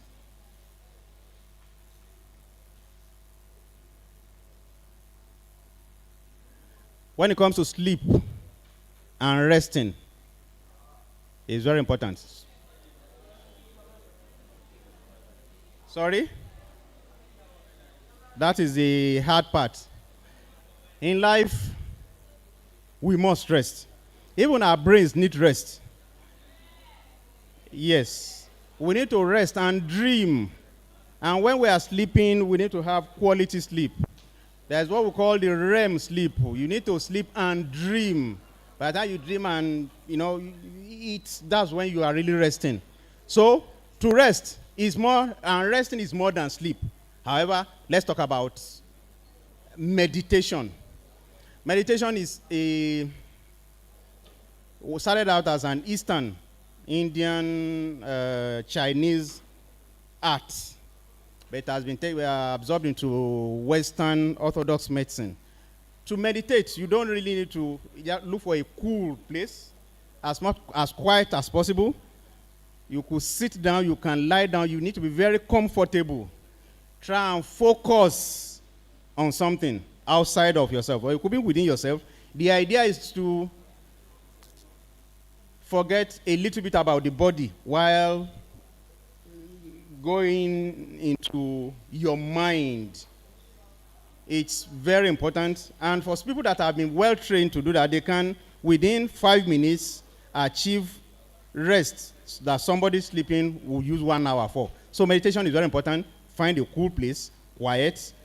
Try and analyze yourself by getting outside of yourself. If you need more, I can talk to that later. Deep breathing exercises. Deep breathing. While holding the organs we need to breathe are the ribs, the lungs, and the diaphragm. I assume we have people who did basic biology. Most of us. The lungs, the ribs, and the diaphragm. So while holding the ribs steady, try to relax the diaphragm. Relax the diaphragm, collapsing, making the diaphragm to be flat. So breathing without actually moving the ribs. It attains deeper oxygenation. You pull in more air that way, rather than, but to breathe without moving the ribs is very important. Deep breathing exercises. To sleep, please, as much as possible, don't use drugs to sleep as much as possible. However, there might be instances where drugs will be needed to sleep, but as has been covered in the previous lecture, such drugs will be used for a short time and based on prescription. And as soon as natural sleep comes, continue without the drugs. Drug misuse or drug abuse to recreate. Drug misuse will be saying somebody is taking these drugs for so condition, I want to take it too. It has also been covered in the previous topic. And when sleeping, let you have a schedule. Make it a routine. If you are not a night guard, a security man, let's sleep in the night. A security man will sleep during the day. But if you are not a security man, a night watchman, or a nurse that is on night duty, let us sleep in the night. It's easier because of the fact that our eyes are more restful in the night. The light wavelength, the penetrating the eye, will not allow us to sleep. So it's better to sleep at night and have a schedule. By 10 p.m., I want to sleep. And make it regular.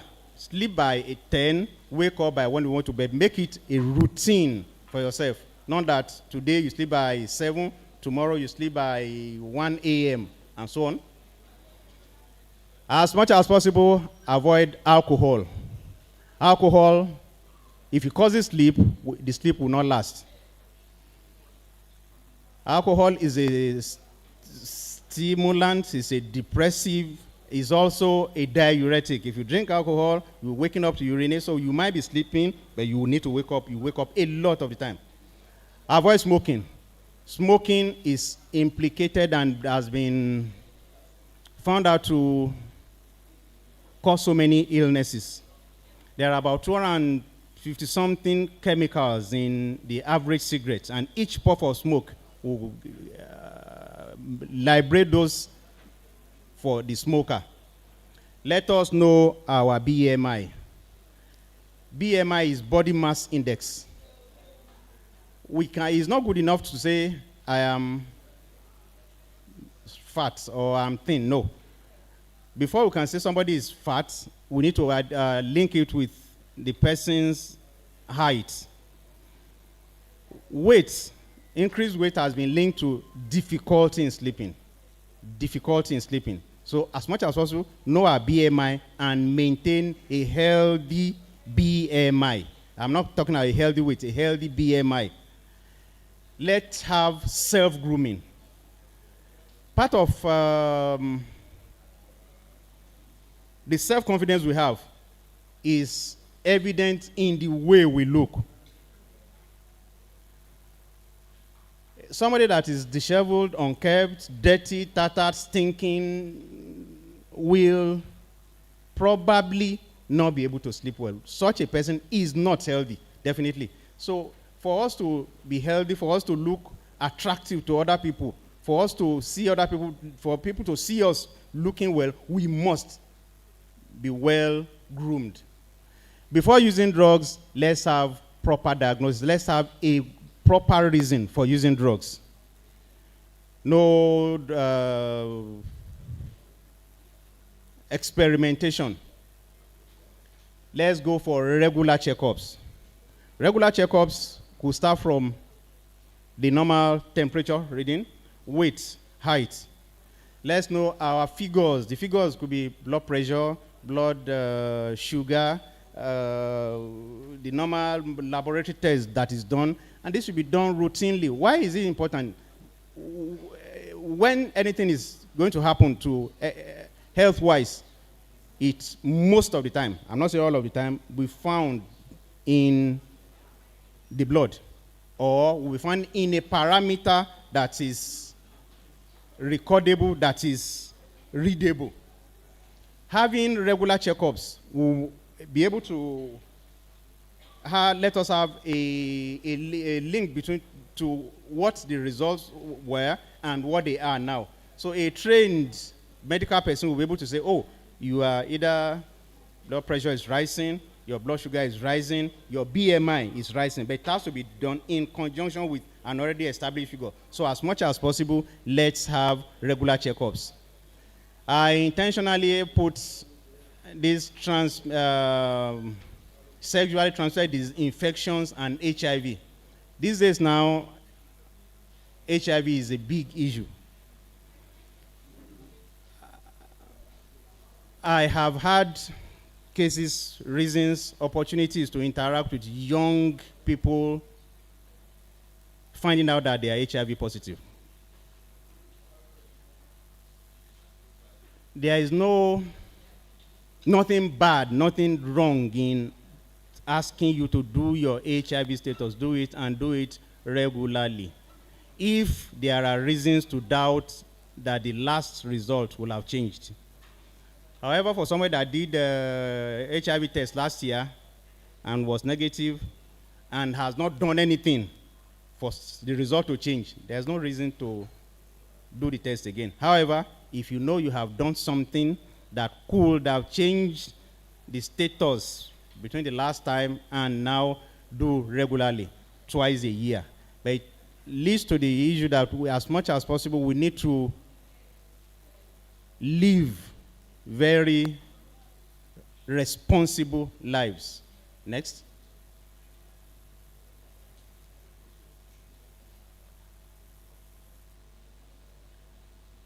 On stress and handling. Before we do that, I want to say, like in life, there are three. All the problems, all the challenges we have in life can basically fall under three categories. One, there are some stress or challenges in life that no matter how much you think about them, they will never leave. No matter how much you try to change them, they will never leave. It will be there. Do you agree? Are you with me, Rylarians? I said there are some challenges or some stress in life that no matter what you do, no matter what, they will never go. Do you believe that? Like what? Give me an example of something that will never change in your life, no matter how much you struggle to do it, to fix it. For example, I wish I were taller. Me, as I'm standing, I wish I was tall. I want to be tall. I'm the shortest male in my family. Everybody is tall. I wish I was taller. I was still dreaming I would be taller. But it's not going to happen. No matter how much I want to be taller, I cannot be taller. Other than... So there is no point. Such a stress is not worth thinking about. Such a challenge, such a goal is not worth thinking about. There are some other stress, some other challenges that even if I don't worry much about them, they will solve themselves. Do you believe that? You said no? Some things will, even if you don't worry about them, like you that is there, you want it. There's no point worrying about what you will eat tomorrow, Friday. Fine. So what's the point? You don't need to worry about it. It is not that it is settled, it will solve itself. So you don't need to worry about that. The only thing we should worry about in life are those things that we need action to achieve. Is the chairman medical committee here? He's not. No, it's okay. I just wanted to say something that I want him to back me up, that when there are emergencies, medical emergencies, accidents, and so on, and the victims are brought in, they are separated into three categories. One are people that no matter what you do, they will die. That's category one. The other category is no matter, even if you don't do anything, they will not die as a result of the accident. That's category two. The third category is that those people that you must do something if you don't want them to die. So which one should the doctor attend to first?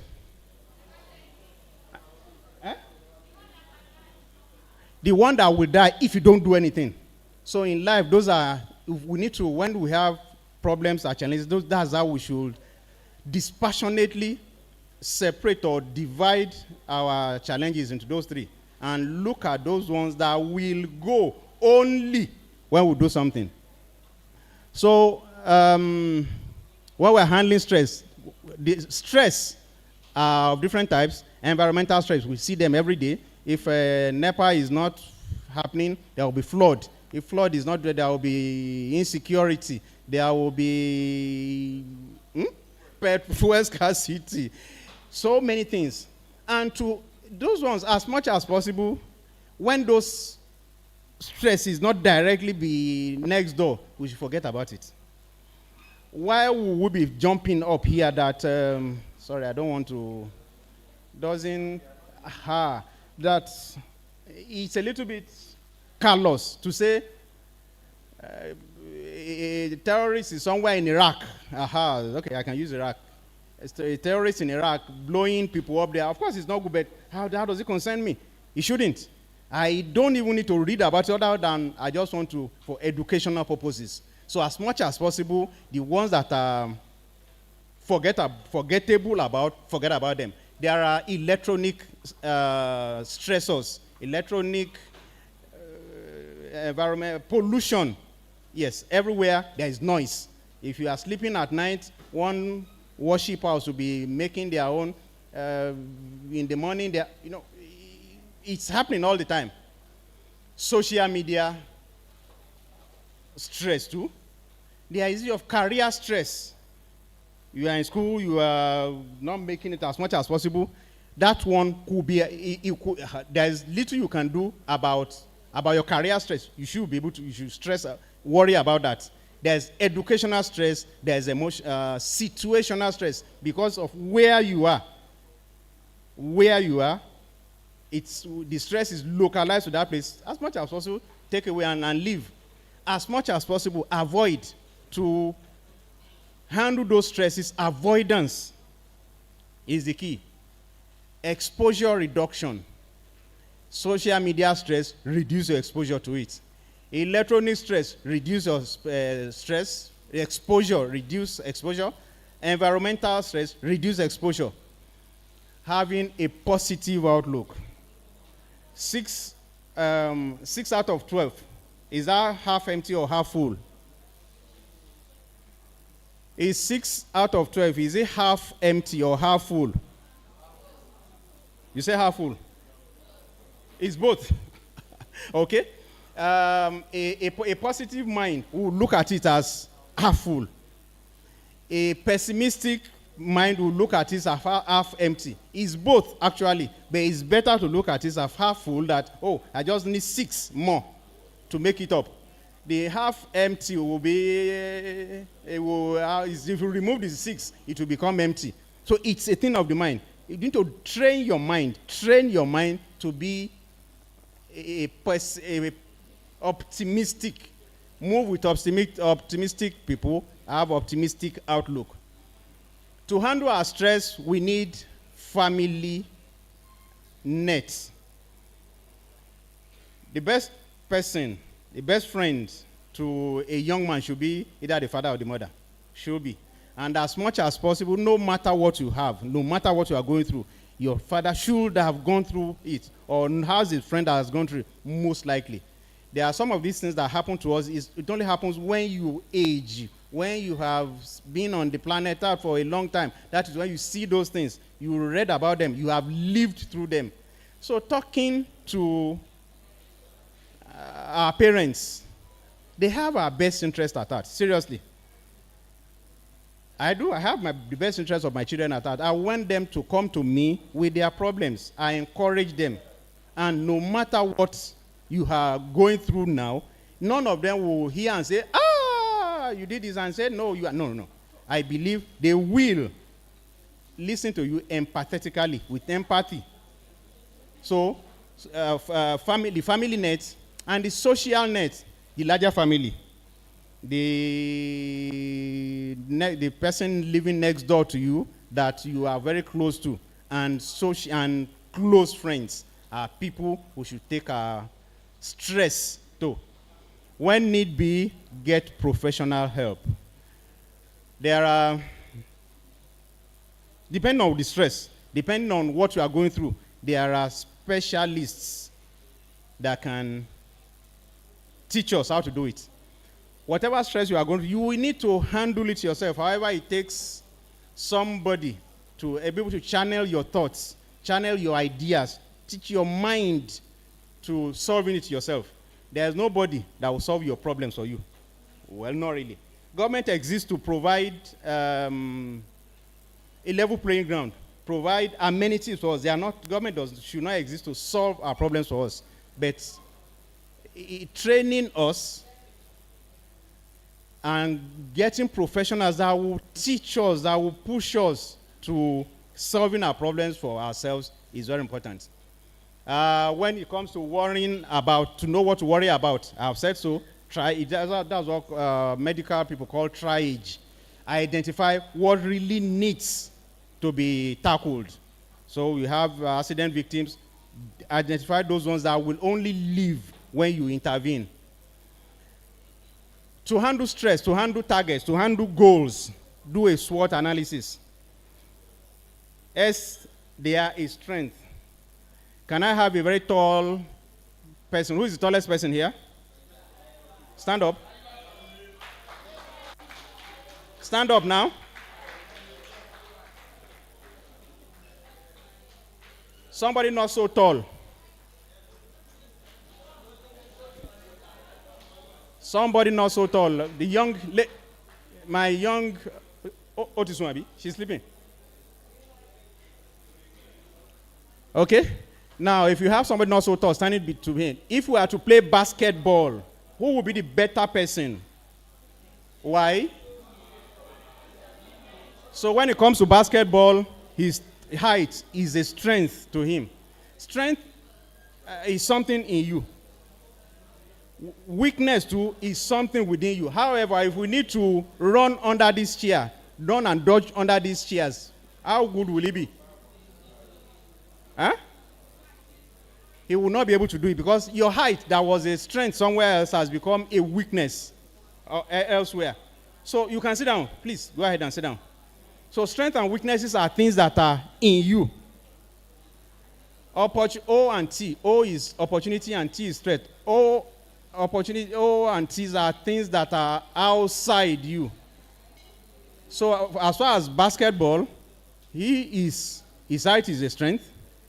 But the person that is short or not as tall, should be able to use his or her not tallness in another capacity.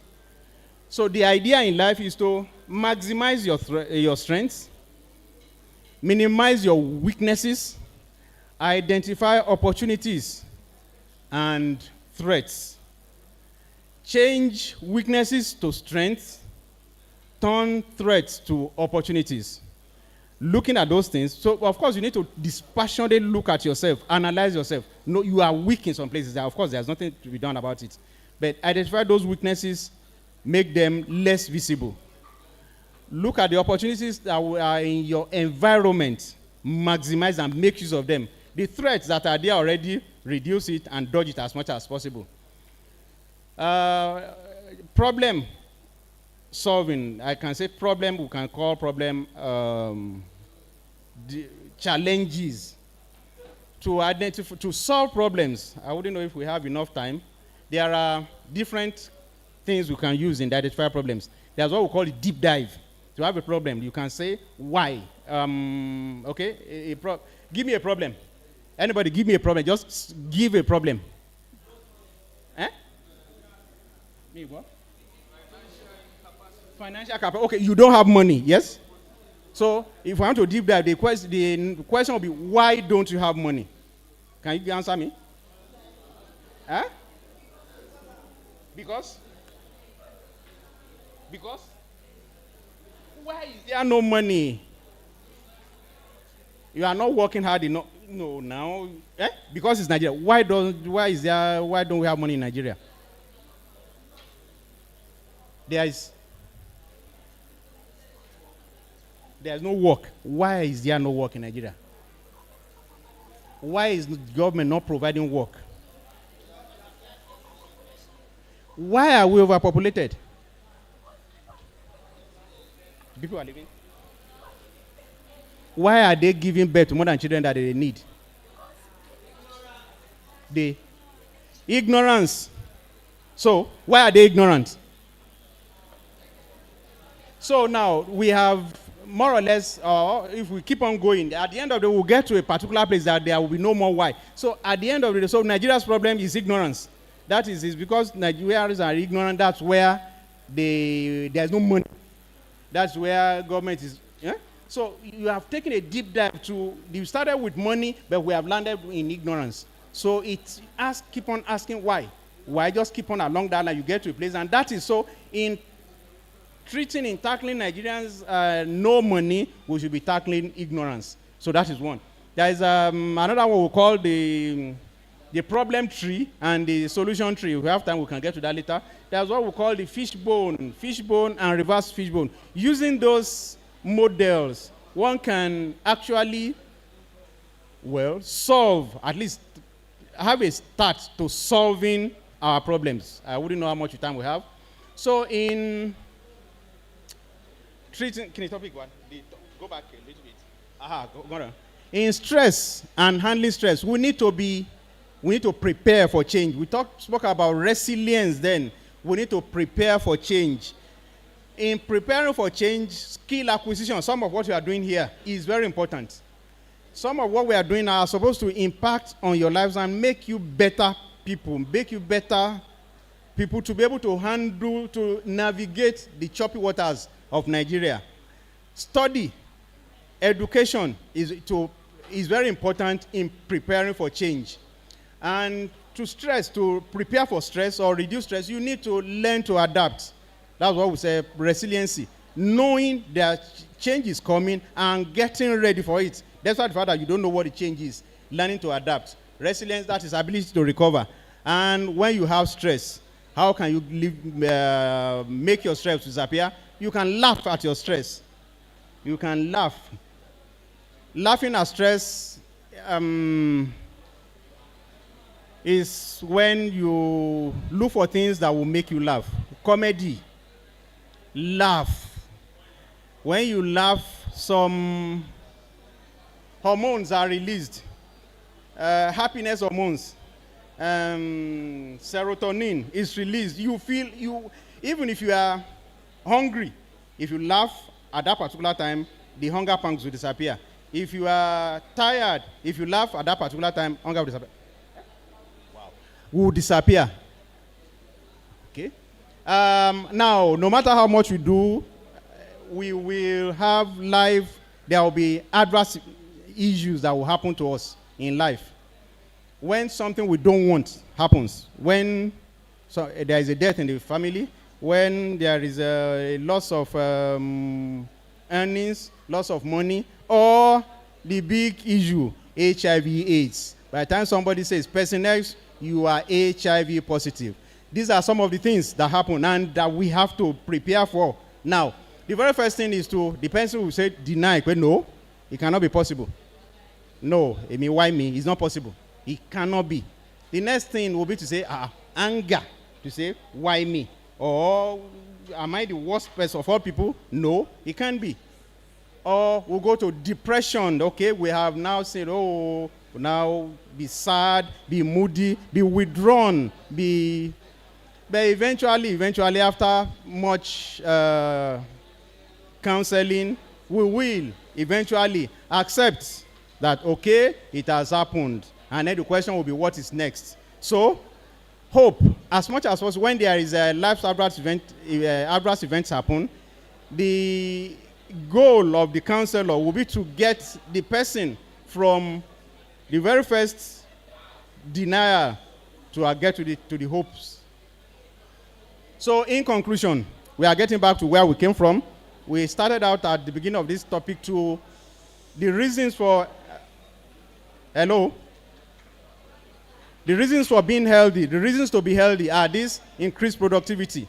A healthy person will contribute to productivity. Will have increased productivity will lead to increased value, will lead to increased revenue, increased finance. The quality of life of the person will be improved. Relationships will be improved. Such a person will have a legacy, will leave a legacy. Our immune systems will be stronger when we are healthy. We have stronger immune systems, we'll be able to fight diseases more. I missed something. We have healthier families, more solid families. None? If we are healthy, we will be independent. We will not need to depend on anybody. We will not need to beg people to do normal things. We will achieve our full potentials, and the probability of chronic diseases will be reduced because stress, our poor handling of stress leads to non-communicable diseases like hypertension, diabetes. And being a healthy person is part of the nation building. Before I say thank you, I want to assume that it's either if you have listened, you should definitely have some comments for me, or you disagree with me entirely and want to criticize what I've said, or you want to commend me for whatever I've done, or you want to ask questions. So once that is done and you are getting ready, I want to thank you very much for listening, and I appreciate you for having me here today.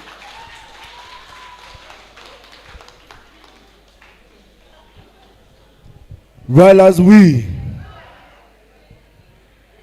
Ryla's we.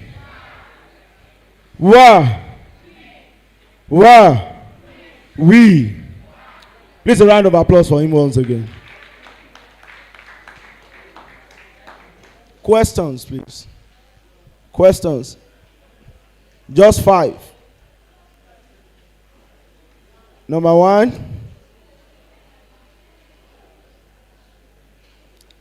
Step out, step out, step out. 2, step out. 2. Is that all?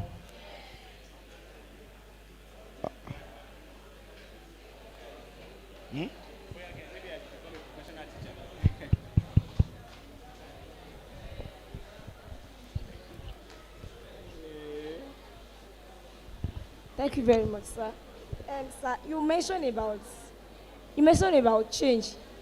In a situation whereby you desperately prepare for a change, but the right source, you don't know the right source to go The right source to go. for the change, and you don't have the right resources for the change to happen. What do you suggest you do in that kind of situation? The question again. I said, you said, Preparing for change. yes, sir. Yes. But in a situation whereby you desperately want that change, but you don't know the right source, you don't know how to go about it. To face the change. Yes, sir. And you don't have, probably in a situation whereby you want to learn something, but you don't have the right resources for it. How do you suggest we go about it in that kind of situation?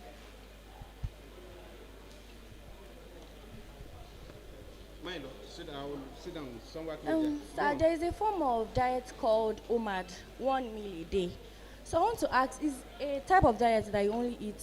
It's type of Is a type of diet that you only eat once a day? Yes, but you eat nutrient-packed food, and maybe like fruits during the afternoon.